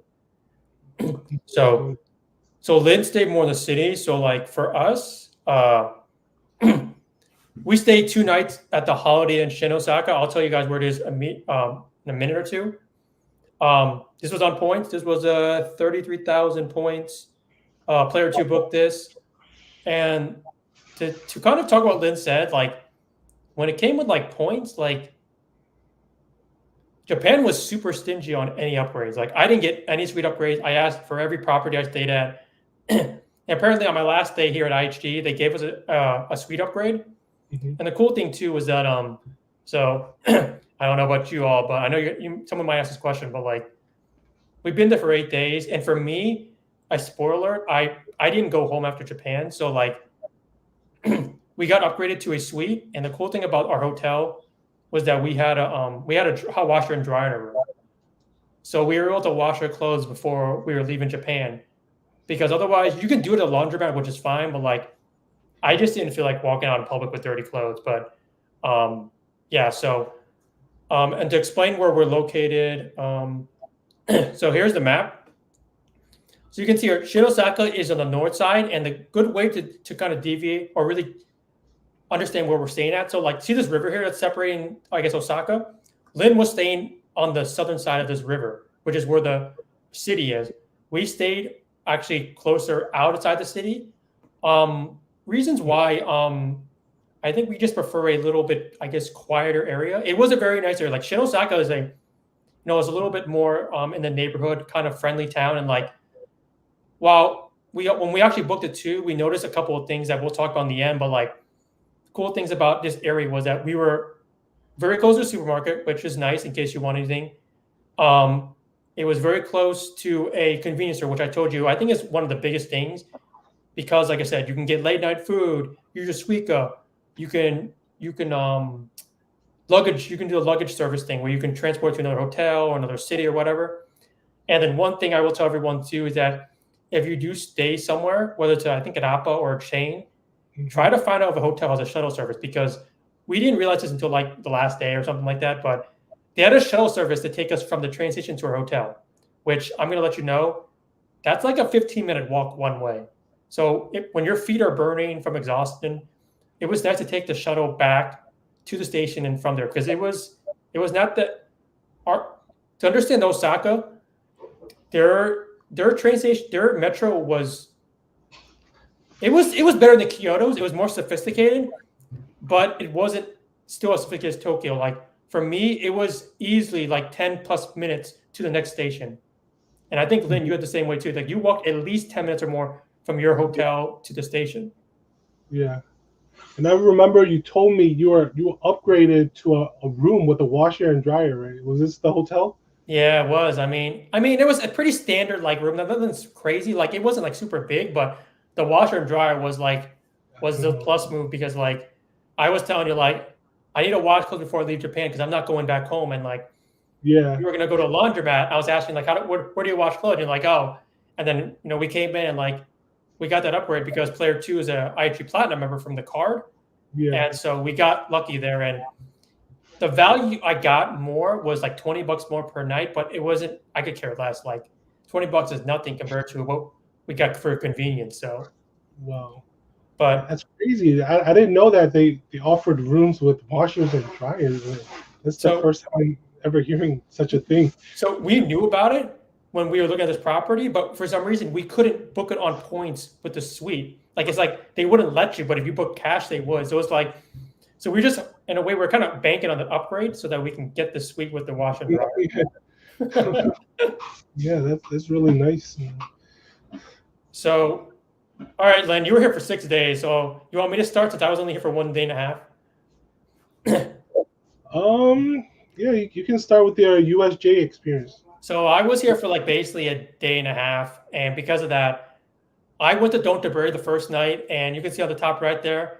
I don't actually know the meaning, and maybe I should have realized. I don't know if you know the meaning of the Glico Man, but the thing to do in Don't Bury is to like go to the river, check out the food and the crab, and see the Glico Man. You can see there, like I decided to do the Glico pose. Pretty good, I think, to be honest. And then all on the middle there, I believe that's Don't Bury as well, right, Lynn, on the middle picture. I want And to know at what time did you go to the Glico Man? Because I don't see anybody else like in your picture. Like usually there's like a crowd of people there. I don't know. I went like at 8 o'clock, and like everyone was near the Glico Man, like from a distance. But if you got right there, no one was there. Like everyone was just like to give everyone kind of like you can see to the left. That's kind of like what Don't Bury looks like with the water and everything. Like it's a Don't Bury described like I would say is like it's kind of like a lot of bars and restaurants. Like it's a lot of the you're trying to have the grilled meats, the yakitoris, like that kind of stuff. That's what I felt like a lot of the teppanyaki meats, like that's what I saw there too. And then when we discussed in the next slide, like all I heard for Osaka was to try this the pancakes. So like I went to two different places to get the pancakes, and then lastly, like I decided to go to Universal Studios Japan. I will say that you can go to the same attractions in California, but I felt like being in Japan, it was just more special. And you can see in the bottom clip there, like the main attraction. If you don't live in California or in Florida, was Nintendo World. And like if anyone who played Mario when you were younger, like you want to raise your hand, like it's like all the nostalgia came back to you. Like, like obviously I don't have all the pictures, but I have so many clips. The bad guys, the Bowser, the Marios, the Peach, the plants, the coins. Like I even have the the actual the little watcher, which I gotta say, $30 is really expensive for a watch to play games there. But and the hat too. So like it was a great experience. I enjoyed it. I was, I also went there because I was hoping that one of the attractions would be open, which was Donkey Kong Country, and it wasn't. They delayed it, and so that was basically what I did. I did Don'tabury, and then USJ, and then I left for my next destination. But I know, Lynn, you spent there 6 days, and I know you did a lot of stuff. Hmm. So I pretty much just chilled when I got there because that all that walking and hiking up a mountain really killed my feet. So I pretty much chilled at the hotel. Went to a lot of bars and clubs, and I went to the Osaka Zoo that one day. I actually live streamed from there, but my data ran out, so nothing was saved. I'm sad about it, but what else did I do? Like, I had a lot of great food when I was there. Did a sightseeing. I actually met a Japanese friend while I was there. I actually hung out with him like a whole day. He took me to like sort of where the area where you stayed in, the was it Umeda area, like a big shopping area in Umeda. Um, yeah, like by where you stayed. Oh yeah, there you met her right there. So it's like There's like a little. huge shopping mall. Yeah, we hung out by that shopping mall. And let me see, what else did I do? This is some other things that maybe like I shouldn't mention like on the stream. I went to the red light district in Osaka. I tried to film while I was there, but like they like they're very strict about not filming. Like this old grandma literally like hunted me down and like told me to delete everything that I filmed, and like she was speaking in Japanese. All like I didn't understand it, but she was like, I could tell wanted me to delete it, and like she called for a police officer to come, and we had to go to the station, and I was there. Like I was just like, it's crazy, man. And like they were speaking to me in Japanese the whole time. It was an experience, you know. I will say, like, like you also didn't you do the girls bar thing too there over there? Was that the girls bar too thing? Yeah. I went to like there's a lot of girls bars. There's this like even more in Tokyo. Like if you go to Akiba, you see the maid cafes. But in Osaka, it's like girls bars, and yeah, you just go in there. You can drink with these girls, talk to them, and yeah, it was fun. It was fun. But yeah, I went to like these clubs. I'm not sure what it is like in English, but it's called a kabakura. So basically, what it is, like you get an hour, and it's like speed dating, basically. Like every 20 minutes, a girl comes in, and you get to talk to them and like have drinks with them, and they switch out every maybe 15 or 20 minutes. And and by the way, they all these girls they didn't speak much English, so I had to use a translator to talk with them. It was definitely an interesting experience, though. But yeah, I mean, like I said, I think for the most part, right, you just kind of because you told me you basically went to Don'tabury like every night. Yeah, I basically went every night. Like when my hotel moved closer to the downtown area, like I was just hanging out in that area. Like, I wanted to chill so I could relax my feet because they were freaking killing me from Kyoto and Tokyo, because doing so much walking. So I just basically chilled during the time in Osaka. Yeah. I thought about taking a day trip maybe to Kobe or Nara, but like my feet were killing me. Like I knew if I went to the day trip there, I had to do like so much more walking and stuff. So I ended up not going. So, in regard for what you ate there, so like I told you guys, when I was like looking up stuff what to eat, like in Osaka, like apparently the thing to do there is to eat. So like I don't know if anyone knows, but like a lot of cultures actually have like pancakes or crepes, like other cultures like Yeah. Vietnamese and French and stuff. Like a lot of just countries have their type. And the first time we went there, we actually found one. It was like not good at all. It was a very bad one, which I didn't put the picture of because it was bad. Because I remember we went to this one, Lynn, and like they charged me like a $3 appetizer fee. So like, let's say you get into the restaurant, right? And like once you sit down, the appetizer is immediately given to you, and there's a note already on the table saying you're being charged no matter what. Like a $2 fee. I was like, that was pretty lame. So the second night before we left, like we got the prep. So you can see the first one there, the pancake. I think that's seafood. I think that's like squid or something like that. And then the bottom one there is more just an egg-based one. So I got my pancakes. I thought they were pretty good. I actually think it's a good thing to try. You know, being that it's the food you want to eat there. And then I think on the right, I think that's eel. Yeah, that's like an eel set dinner. But did you eat anything else other than eel and ramen? Like ramen, the takoyakis. I don't know, just off the top of my head, I probably did more drinking than eating while I was there. Yeah, I was gonna say. I ate takoyaki actually in Kyoto, and like I went to one of those stalls in the mall, and like once again I thought it was good because you know a lot of people were waiting with the hype, and then when I ate it, it was so watered down, like it was just not good at all. So, all right, let's see what we got in the comments here. We got John saying Lynn was taking Japan in slow mode. Sounds like it. Oh, my feet were killing me towards the end of the trip, so that's why I was just chilling, you know. Judith says, Lynn, you have a good thing going. Keep up the stream. There we go. We got Travel Pass in the building saying hi to Tosh. And then they're talking more. And they're talking more. Yeah, talking to each other in the stream. All right, we got ET saying, great breakdown trip. Got to get back to work. Appreciate ET for stopping by. And Travel Pass asks this. Then you can answer this question for me. Did you try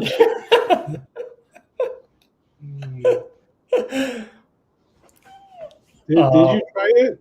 Man, I don't even know where it is. Where is that? Like in one of the villages or like off the beaten path? I don't even know where they're serving that. You don't even know where to get that stuff. I don't know. Maybe it's more like maybe in the smaller towns. Like I don't know. I didn't see any raw chicken. Maybe like Suzuki Market. Maybe. I don't know. Maybe that's what it is. So I want to before we end, I want to quickly go back actually to Tokyo, and I don't know if anyone had any questions, but I wanted to say this one part because I don't think we explained this last part here. Just because I know Tokyo is so big, and I know we kind of ran through pretty fast, but so in regards for like these areas here, like where you want to stay, like Lynn stayed in Akihabara, which to give you, and Lynn, you can back up anything I say here, but Akihabara, like I said, is a lot of electric stuff, electronics, gadgets, that kind of stuff. Like it's really cool at night with the lights.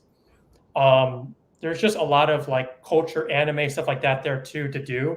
So if you like that kind of stuff, Akihabara is a great place to stay. I think Asakusa was where the temples are, right? Where you want to go, like Senzaji, right? Sensoji Temple. Yeah. And the Sky Tree is in Asakusa too. The Sky Tree, like I said, it's just a nice aerial view of the city you can get through. I think you pay like $8 or $10 to see it. It's pretty nice too. As we move down Ginza, like I said, I stayed in Ginza for 2 nights. It's kind of like a luxury area, you know, very nice shopping brand, stuff like that. Pretty expensive too, but very nice. You can do a lot of just nice walking. Roppongi, like I said, I thought it was very convenient. Now, I think you said you went there and like it's also known for the nightlife too, right? Yeah, Roppongi there's a lot of clubs, you know, during the nighttime, like both international and Japanese clubs, like cabarets. Just yeah, the nightlife there is really popping in Roppongi. So if you want to stay, you see a lot of foreigners there as well. I remember the first time I went, it's like so many foreigners like in that area, you know. No, I do too. When I was leaving off the train from Roppongi, you know, to go to up, I always seen a lot. Like even my hotel, like it was a lot of like it was all foreigners. Like it was people from Yeah, Europe, like exactly. it wasn't Yeah. like Asian people or even Japanese people. So if you like, I guess that kind of area with nightlife and bars stuff like that, Roppongi is a good place to stay. Shibuya. So we didn't talk much about Shibuya, but other than the crossing and stuff like that, like Shibuya is like, wouldn't you say it's similar to like? So people say it's like a poor man's New York, I guess, or Times Square, I guess. Would that be a good Hmm. correlation? Like I know they have like the 3D cats and stuff popping out of the screens, but like that's how I would describe Shibuya. It's like a poor man's Times Square, is what I heard. Yeah, I would have to agree with you. It's just like that crossing is literally thousands of people cross when that light turns. Just people from all directions just crossing, crisscrossing, and um, yeah, because the reason why they shut like the sidewalks, right? The light turns like in all different directions. Like the traffic just stops, so people can cross like in all different directions. It's like all four directions, and like there was Yeah, literally in the video I did, there's literally like people dancing, like dancing. I'm like, what is going on? Like you got 2 minutes to cross the street, like stop dancing. Like it was people were just so excited to do the crossing, like they were just doing all this just yeah. crazy stuff. There's crossings like that within Japan, but not at that size. Shibuya is like massive, so yeah. Yeah, I did a vlog on it. If you saw there in Ginza, they have that Subaru crossing, which is like it's it's it's only two sides crossing, but it's Yeah, like yeah. it's not bad. I mean, like I said, it's if you don't want to be in that, like a Shibuya, when you get in Shibuya, like you'll Lincoln says too, Shibuya is so crowded. Like it is so crowded. Like you Hmm. can't do once you get to that crossing, like it's just you're just stuck. So Hmm. um I would say Harajuku. I don't know if you went to Harajuku and Takashita. I already talked about it. Like it's just there for that one part of street, and it's a very small street, and it's super crowded. Like so, if you like carnival food and that kind of stuff. Like people are dressed up in like anime outfits and all that stuff and the dresses. It's a nice place and it's near the Meiju Shrine, which is nice. It's nice because you're really close to Shinjuku, which I didn't do as much. But Lena, do you know more about Shinjuku? I didn't stay there that much and do a lot in Shinjuku. But how would you describe Shinjuku as an area? Shinjuku, again, there's a lot of foreigners that stay in Shinjuku, and yeah, there's that building. What is that tall tower in the Shinjuku Tower? Like I went there the first time. It's like a lot of like arcade games, a lot of like little restaurants in there. Like there was even some entertainers, like live entertainment in there. So it's really like happening place, a lot to do in Shinjuku. It's just the size of that city. I mean, it's like a little city within a city. Yeah, and like I know John here too. Like I didn't see it. I mean, as much, but like there's a ton of Godzilla there. Like there's a ton of Godzilla, like the Godzilla Hotel. There's a ton of statues of Godzilla. It's like it's everywhere. Like it's Godzilla is like the thing there. I don't know why the obsession with Godzilla, but it's Godzilla's like everywhere there in Shinjuku. So um, Hmm. if you like that kind of stuff, I'd say go there. I don't. And then there was also Yokohama. I don't know if you. I didn't get to go that far south, but I know it's very far from the city. But you have anything that about Yokohama? Mm, Yeah, Yokohama. you went there, right? Did you go there like Godiva Beach or something like that? Yeah, yeah. I went there with my cousin. So yeah, Yokohama is there's like a really large Chinatown, like the biggest Chinatown within Asia outside of China is in Yokohama. Um, there's a lot of street food, a lot of those like palm readers there, a lot of like souvenir shops. Um, yeah, Yokohama, there's a lot of cruise ships that are just docked there as well. Like what else is there to say about Yokohama? I mean, it's so far south, and like the only reason I'd stay there is because I know like Yokohama is like probably the closest town to the Disney Sea. So if you do that Right. Disney thing, like that's the only reason I'd say Yokohama. Like it's so far south. Like I think like it take you like I don't know, like an hour to get to, or it takes you like an hour just to get anywhere in town, basically. So Mhm. I took the express train. It was about more or less an hour to get to Yokohama. so we got Philmo saying, Lynn, I feel you. My feet are still recovering from my last trip. Really, Phil? Did you really walk that much in Amsterdam? Like, I thought Amsterdam was really nice. Like, I've been there twice. Like, I, it's a very small city. I don't know, maybe, but I'm glad you had a fun time. Travel Pass asks us, and I guess maybe because Mr. Radshaw also, I heard Uber is very expensive in Japan. Is that true? Yeah, man, Uber is extremely expensive. Yeah. I, So just FYI, if you take an Uber past 11 p.m., like when the metro shuts down, your rates gets doubled. Like dude, whatever you would pay normal, it's double that price. I had to find out myself. Like, I did the Uber after, I did the Uber at midnight. It was like $50 one way, $60. oh yeah, you took it at midnight. We, dude, remember the luggage day? We lost the luggage. Like Yeah, yeah, either that or taxi. So we took it from Haina to Ginza. It was like $60. I know it's expensive. Yeah, we were. My plan was to make the metro or transport it or whatever, but like, we were just so. It was 1 o'clock when we left. It was 1 o'clock when we got to hotel. It was losing our luggage and talking to them. Like we were just so tired and annoyed and frustrated. So let's see. John says Kobuchika is in Shinjuku. I think. I believe so. Right? Isn't that where Golden Guy is too? Yeah, I think so. Yeah. I heard it's really nice. I didn't get to see it, but I know what he's talking about though. And John says, I want to see the gods. Yeah, well, I can tell you when I checked it for you, John, I think it's like if you were to pay cash, it's like $200 a night. So I'd say if you're doing one time, why not? Filmo says, we didn't walk too much, but I'm old. All right, well, still, like, as long as you had a good time. So we're going to do the last slide here. It's getting close to 9, and then we're going to finish it up here. We just want to get some finishing touches on any questions from from the chat Discord, and we have one from Sir Anthony Venture here. So best hotels in Japan to get the real feel of it. I think you showed me a Hyatt you went to that was very nice. So I think it's a very broad question, but I think we'll try to answer as best we can. So Lynn, I'll start with you. When Anthony asks us like, hey, I want to go to Japan, let's just say let's say the cities we visited, Tokyo, Osaka, and Kyoto, to get the feel. Where would you stay? And give a recommendation, I guess. Like what you said is a very broad question by like the feel of Japan. You mean like to experience like the unique Japanese culture is what I'm assuming by the feel.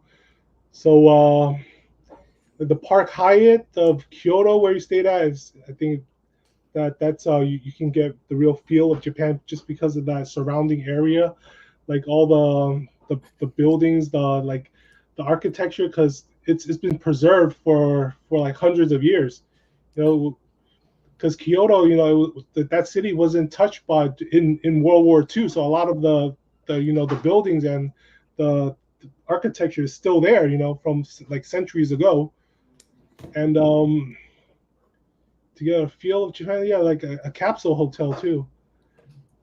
You can try a capsule hotel. Like it's not as bad as you think. You might be a little claustrophobic, but you get to experience it. Yeah. Okay, so Lynn, I know you did this, and I know I did like an onsen like one at the Park Hyatt, but I don't think it was like yours. So like the question is, how was your onsen? Was it a private one? Was it a public one? Do you feel like it's a must thing to do in Japan when you stay there? You mean the onsen at the hotel I stayed at? Yeah. Yeah. If you visit Japan, I feel like onsen is a must do. Must do, especially when you're walking so much, like you need that therapy to help your body recover from all that sightseeing you're doing. So an onsen is a must do, and also there's a medicinal bath that you should soak in, not just the hot tub and the cold tub, but there's also, like, if you guys can read the Japanese, there's one with medicine water that actually speed up your body's recovery. You know, you're soaking that one too. So, Lynn, did you stay at a public? Did you do a public onsen or you did a private one? Because I'm guessing it's private. No, the onsen was part of the hotel. So anybody that stayed at the hotel, you could pay a fee and use the onsen. So I think yours is probably similar to mine, right? You've seen like the one, I think it's probably similar to mine then, because mine was like that too. Like it wasn't private. Like you just kind of go in and people could show up there or whatever. It was part of the hotel. Yeah. Okay. Yeah. So yeah, similar to yours. Yeah, because we But got the same. Mine was on the rooftop though. I mean, I guess that's cool too. Hopefully, you're the highest the level of building there. Rooftop, whatnot, your onsen and stuff. So I agree too with the onsen because I did, like I said, a onsen like thing at the Park Hyatt, and like I'm not gonna lie, like every time I was in that water, I felt like I was like rejuvenated, like my body was just like my feet. I want to make it very clear, like. So Lin said his feet were hurting every day. My feet were hurting every day too, and like it didn't matter if I was wearing like triple layered ortho pads or whatever my feet and bandages. Like Yeah. you're walking, even with the nice metro in Tokyo, you're still walking 25,000 steps a day. And like I told Lin this every day, like after I got back to my hotel, I relaxed a little bit. I fell asleep within 5 minutes every time. Like I was in bed by like. Oh, I really? think like 9 to 10 o'clock every night. Like I was just so tired. So and we didn't do the capsule hotel, but I do agree. I think it's something to do, especially like the capsule hotel is really good too to do too, like for like a late night flight and like you miss the subway, you don't want to pay. You could stay at a budget capsule overnight. Yeah, exactly. Yeah. Because like why would you want to waste 20,000 points or $100 when you can stay like a very cheap capsule hotel, sleep, and then get up early and go do your thing, or go to your next hotel or whatever. So, and then recommendations here, just like we talked about in the beginning here, like if you can, and it will be a little bit more pricey, but it also depends on what luggage you're carrying, but try to find a hotel near a train station, because if you're traveling, you could have a lot of luggage, you could have not. And then also try to find a convenience store, because like I said, a lot of people, what I found out when you go to Japan is that you spend a lot of money to get there. And some people use convenience stores as a way to eat snacks or breakfast. And it's a good way to eat healthier food and grab food on the go. And also, like I said, you can use your Suica card. And then also too, I know you can also use the luggage transport service at convenience stores too and hotel. So those are good recommendations where you want to stay. At least for the feel. For Japan, like I can't really say where to stay in Japan because I've only stayed in 2 places, but I think as long as you stay within these kind of recommendations, you should be fine. Train station, convenience store, you'll be fine. Whether it's Shinjuku or Shibuya, whatever. For Kyoto, like I said, if you want a more traditional feel, Park Hyatt's great. But if I want to stay in the city, I like where Lin was staying in Monterey or somewhere there, because you get out, you can go explore, you can do whatever you want. Like he was always at least 15, 20 minutes closer to the city than I was. So that was an obstacle I had to go through. And then Osaka, like I didn't stay at Donteburi, but I would prefer Donteburi just because that's where the main area is, the food, the drinks, the virtual video games, Glico Man, Osaka Castle. Mm-hmm. I would prefer Donteburi area more. It's a little bit noisier, but like I said, you don't have to. It took me about 25 minutes to go from Shin Osaka to Donteburi, so to give you kind of a feel of what to expect, like from Anthony Venture there. So I appreciate the comments there. A little ending here. Best time to visit. Just to reiterate, like I said, March, April, cherry blossoms. I haven't done it. October, November is great too because of the fall season. That's a picture of Yellow Spring Road, which is I think it's in Tokyo, I believe. And then January and February is nice for winter season if you want to do some type of skiing. And then also too, I recommend too, like when I went was in May, was a great time because at the end of April, they have what is called, I think it's called Golden Week, I believe. And that's the 1 week you probably don't want to go to Japan because it's super crowded. But May is good for an off peak. And then I could be wrong here, but people can comment. But I wouldn't go in June, July because that's when it starts raining. and I've seen videos of it too. So June and July, because it rains and it gets hot. So I wouldn't recommend that too. And then last thing too, you shouldn't go at the end of December because things close down at the end of December, like after Christmas. So just some things to think about if you want to go to Japan. And then lastly, Lin, how did you get home? How did I get home? Yeah, how did you get home? So I thought about taking the bullet train like back to Tokyo, but I'm like, no, man, because the bullet train, it'll take you like to Tokyo Station, and then from Tokyo Station I'll have to get to Haneda Airport. So luckily I was able to book a Japan Airlines flight from Osaka to Tokyo. So I would be at the airport already, and catch the flight back to America, which was like in the same booking.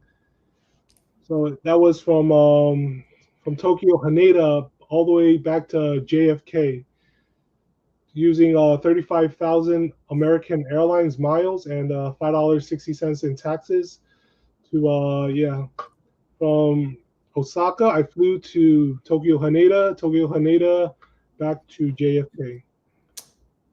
And yeah, it looks like Lin did Japan Airlines economy, and I think a flight like that, to my knowledge, is probably at least $800 to $1,000. They kind of gave everyone, I guess, a time frame. Right. So we used the points versus the cash, and the points came Oh, in. I forgot to mention, I was a little short on the AA miles, so I actually purchased 15,000 miles, about $400.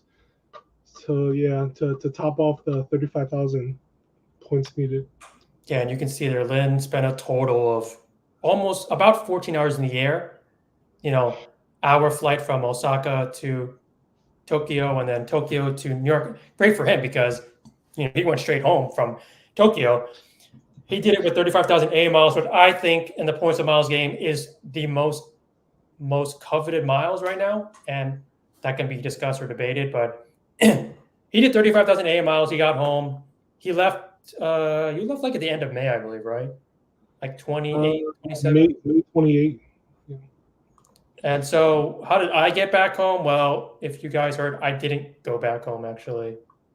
I actually didn't go back home. So the one thing I can learn from this whole thing is that I did a lot of things in this trip. And so from Osaka, I went to Taipei, Taiwan. And I flew to, and I took Starlux, which is a newer airline. It's an Asian airline. I flew business. You can see there on the right. I'm going to mention this all day, all night, even the last couple minutes. I did a video on that. It's pretty cool. It was a 2-hour flight. I got a full service, full hours for 2 hours. I got the lie flat seat. I got the full meal. I got the appetizer. I got the alcohol. I got dessert. I got everything. And it cost me 15,000 miles, 15,000 built points to Alaska Air. Alaska Air booked this Starlux. And just to make it simple, Alaska Air and Starlux, they have a unique partnership where you can use basically airlines miles to book theirs, because Starlux doesn't have an airline alliance.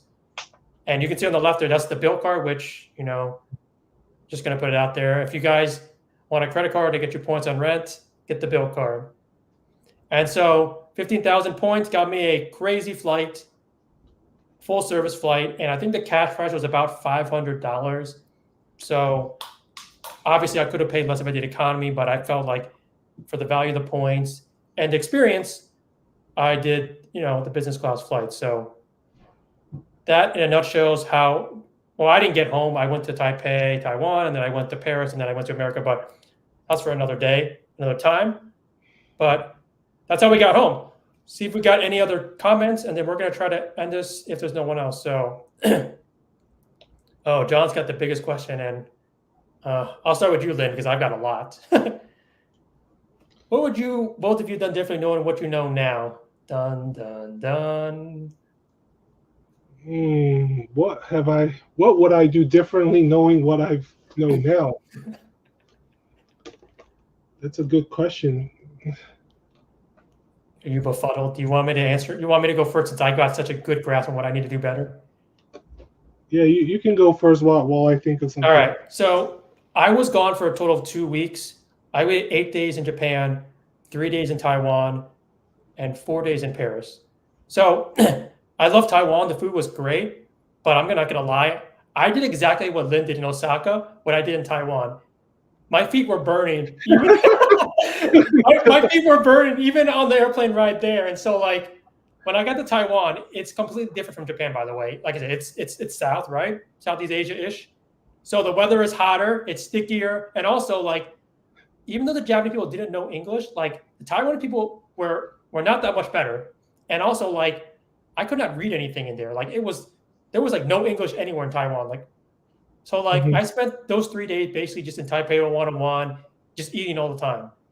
So if you're asking what I could have done differently, yeah, I probably would have cut half of my Paris trip and all of my Taiwan trip and focused more in Japan and added a day or two each in each city. So like 4 or 3 days each in Kyoto and Osaka, maybe do a Nara or a Kobe 1 day trip, and then feel satisfied like I didn't miss some stuff. So to John answer your question, yeah, I would have easily done more days in Japan, cut some of my other trips, and not regret anything. So that's my thing. What do you got, Lynn? For your 6 days Osaka, 4 days in Kyoto, and 4 days in. Yeah. So I probably would have gone to like another town or city while I was in Osaka, because Osaka is close to so many other towns. But yeah, like I said, like while I was in Osaka, I was just chilling because my feet were killing me, man. So the only thing I probably would have gone to Kobe or Nara, even Hiroshima for a day trip, because I don't know when's the next time I'm going to be back in Japan. Just I don't want to have any regrets about my trip. But Especially, again, like especially it's your second time there too. Like it's your second time going to Japan, so like if anything, you should have went wherever you want and did whatever you want. Second time in Japan. yeah, this time I definitely want to go to more places. Like during the first time, I only stayed within Tokyo and did a 1 day in Kyoto. So yeah, definitely the third time I go there, probably go to like Hokkaido or something. Hokkaido, maybe like some like rural places, like villages. Yo, a place that cat island, like where there's like thousands of cats.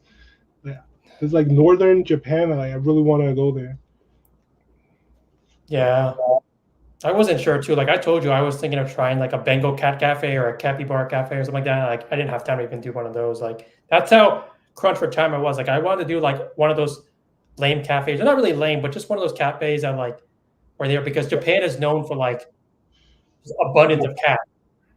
Like cats are just like they're like so sacred, like there's a cat Mhm. island and stuff like so yeah, I totally agree. So more time and just it is what it is. So we got a buck 76 here. Hello, love the channel, man. I'm guessing that's is that one of your fans, Lynn?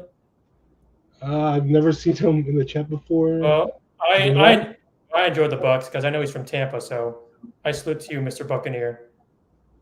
We got a question from Xavier. Lynn, are you a big AA fan? Any tips on maximizing points earned? Ooh, juicy. Am I a big AA fan?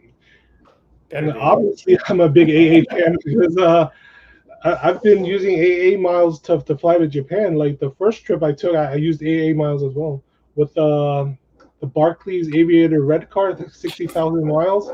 That was enough for me to fly to and back from Japan. I also got the one with the no annual fee. It was like 15,000 miles. So I have a bunch of AA co-branded cards, like with Citibank and Barclays. As far as maximizing my points earned, like the cards, they're not like good earning cards, so I would like just get the sign up bonus and cancel them because they're much better cards as far as earning points. All right, well, I'm going to say I'm also a big fan of AA, and I agree with everything Lynn said. I've got the Barclays card. I've got the City A business. If I wasn't over Chase 524, I'd get more AA cards. But in terms of maximizing, I have been doing the whole maximizing thing. So I've got, as of right now, I think I've got about 15,000 extra AA miles loyalty points. And I've been doing like the food delivery stuff. I did the Motley Fool thing, which is the stock trial subscription service. But I mean, I know it sounds terrible, but to pay $80 and get 6,000 AA miles, like that's ridiculous. Like I don't know about you, but so I did the Motley Fool and I did the parent company Motley Fool. It's called Million Acres. So if you do those two, you spend like $150 and you get like, I think it's like 11 or 12,000 AA miles. So like, I've been starting to do that, and like, as just for tips for earning, like, I've been starting to think about the churning for the food delivery stuff because like, while my first experience was pretty terrible with Blue Apron, the food was okay, but to pay like $30 and get 5,000 AA miles, and you can supposedly churn that, I think that's a good way of maximizing. And I don't actually care about one world status, but I do care about the miles. So yeah, I would say for maximizing, I'd do like I'd go on the A shopping portal, look at the deals. Like the phone deals are great if you ever are in a phone situation, for your business or personal. They give you like 5,000 for like a new phone. So that's a great way to stack. Simply Miles is great too. For the dining, which you can stack with the MasterCard. I would say don't go out of your way. Like just put your card in the program, and then if it works, like I did that a while ago, and one of the cards was used for AA miles. So like it's a good way to stack points, I would say, for AA miles. And then I would say too, if you don't have hotel loyalty, kind of what Lonnie talks about, if you use the portal for hotels, you can get a good amount. Like I know, like for example, like depending on how long you stay, like I've seen if you spend out of pocket for a hotel in the A shopping portal for hotels, Rocket Miles, you can get like 10,000 A miles for the booking. So those are my recommendations. Like if you don't have hotels, that's a great way. Like being a free agent player and hotel game is the best way you can rack up miles, whether it's United, AA, Delta, whatever it is. So, and I feel like if I really tried hard, I can get gold status, which I think is 40,000 loyalty points. I can probably get that by the end of the year if I really push hard on the food delivery and You mean on the AA status? Yeah, like I'll probably get very close. What do you get with the gold status? Honestly, I'm gonna be very honest. I actually did a video on it, and I don't even remember, but I just want the miles. You want the miles? Anyway, nothing good, but like a potential. No, you might get like upgrades, and maybe I don't think you get lounge status with One World, but I know that's crazy because I don't think it's gold, but it might be like a platinum status.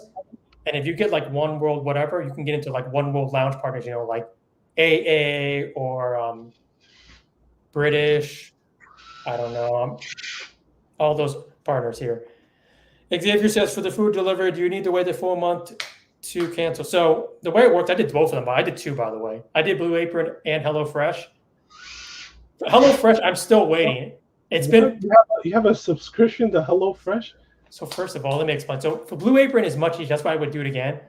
So for Blue Apron, it literally says in the terms and agreement that you have to wait 45 days to get your points. Yeah. So what you do is that you pay the initial delivery, right? You pay your 30, 40 bucks, whatever it is. You get like 5 meals. I mean, they're like very normal sized portions, right? So what you do is that you let the first week go by, but while it's in transit, you cancel deliveries for the next like foreseeable future, 7 weeks, 8 weeks, whatever it is. Like you go on the site and you just hit skip delivery, skip delivery, skip delivery. And so you just wait till like the 45 days pass, like me, and I actually got the points. I think I got the points like 2 weeks ago, and it went into my account. I got this 6,500 A miles. I'm actually going to try it again, probably like in maybe another week or two, or when a month has passed. For HelloFresh, same thing. You do your initial order, and I didn't like HelloFresh, maybe because of the way I did it, but they didn't give me the meals. They just gave me the ingredients. So I was like, the heck, man, like, I don't want to cook this stuff. Like, I just want the food, like, so I was like, F this, man. Like, I'm not going to deal with this. So, like, and Oh, also, too, so you thought you could just pop it into a microwave and like that's what Blue Apron is. Blue Apron is you put in the oven and it's done, like, in 15 minutes. You put it in. So, I don't recommend HelloFresh because it says 45 days too. But as of today, I had to contact a customer service, and they're trying to contact HelloFresh and why I haven't gotten my points. Like, I'm still waiting. Yeah.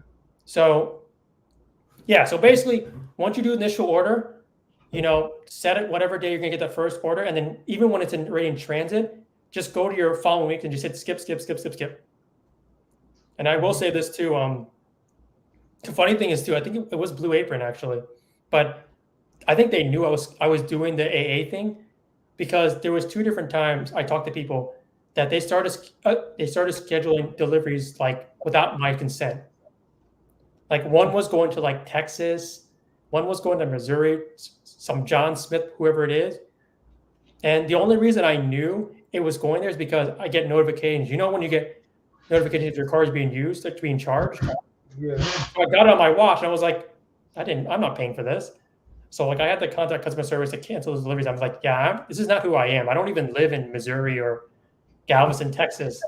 So I felt like they knew what I was doing. So they tried to they tried to make me pay for more meals because they knew I was going to cancel like in 40 days. So I would say if you do food delivery service, be careful and just watch it like all the time. Like if you have notifications set so if you get charged or whatever, make sure you can cancel customer service and cancel it. So that's my spiel on food delivery here. All right, finishing up here. Xavier says, yeah, AOS, you can get 1.5K and 30K is crazy. Yeah, I mean, I looked into it. Like, I thought about for some sales if I don't have status, I would do it. If you really want A miles, I think it's a good way to go. Xavier says, keeps in zip. That's what I did. I did that for like 8 weeks in a row. And no one said anything about it. I did the food. Philmo said I did the food 2 years ago. Got the gold. Blue Apron twice. That Glenn? Blue Apron 2X. HelloFresh. Yeah. So yeah, I mean, it's a way to go because I think it's gone up a little bit in the last couple of years. I know back in the day it was like 30. Now it's like $40. But the fact that you get like 5,000 points. Where did Lynn go? 5,000 points per food delivery, and you skip, it's great. So yeah, I recommend it. John says I didn't do it, Michael. I mean, honestly, if you find out it works for you, I think it's great, John. To be honest, I'm more of a proponent of making my own food, I guess. So, and seeing my ingredients and knowing where they're from. So yeah, if you want to say I did it for the point, sure. But I also did for experience. Like I can tell you, the Blue Apron food wasn't bad. It tasted fine. I actually didn't mind, to be honest. So I would consider doing it in the future. Like if I was in a situation where I couldn't cook as much food. So, anyway, it looks like Lynn's got some issues. I'm going to finish up here. Lynn says, great stream. And Philmo says, I got like 6,000-ish for each Blue Apron. So it's like money in the bank. So like I said, if you do it like 5 times and you do it, I don't know if you can do it every month, but 5 times that's 30,000. You're pretty much at gold. I think gold status is like 40,000 loyalty points, I think 40 or 50. And you can get gold status and basically have status with American Airlines without even flying their flights, which I can't. So Lynn looks like he has issues, so I'll talk to him later. And then Sean said, I'm sorry, I didn't mean I meant this. I I didn't order food to me here. I didn't order food to me here in Kansas City. I didn't order food to me here in Kansas City. Guess you're referring to the Blue Apron. Oh, you didn't do it. Oh, okay, that makes sense then. I mean, oh yeah. So first of all, it wasn't in Kansas City. It was some other city in Missouri or whatever. I don't know. But anyway, we got 12 people in the chat left. It's past 9 o'clock. Past I actually want to go, but I did appreciate the comments and the engagement. Lynn looks like he has some issues and looks like he had to leave, but if anyone has any other questions, feel free to speak now, but I appreciate everyone joining on Sunday night. Thank you for listening to our adventures in Japan and the comment and the engagement. Anyways, I'll talk to you all later. And as I say in all my videos, I've left all the links of our Japan trips and our discussions in the post. If you want to check it out, check out the cards we use, check out the videos I made, the flights I've done. I did the lives as well. Like I was live in Akihabara. I was live in Nintendo World. I was live in Osaka for Nintendo World. I was live in Meiju Shrine and Senzuji. If you want to check those out, you can check it. And I will say, yep, thanks everyone for joining. I'll see you on the next one. And as I say in all my videos, life is short, everyone, travel more. I want to say, before I go to, I always want to, just like with everyone else, give a shout out to all the people in the chat. John, Judith, Xavier for the super chat. Appreciate it. John with the super chat. Appreciate it, man. We had a great live yesterday. We got Roxy, ET, Joe was in the house, Tosh. Great talking to you, Hash. I hope you're watching Game of Thrones. I will soon. Let's see, running down the list here. Cesar stopping by. Any adventure stopping by? Good question as well, Anthony. Hope you can go to Japan in the future. And let's see here. Brian Copeland, appreciate you joining in.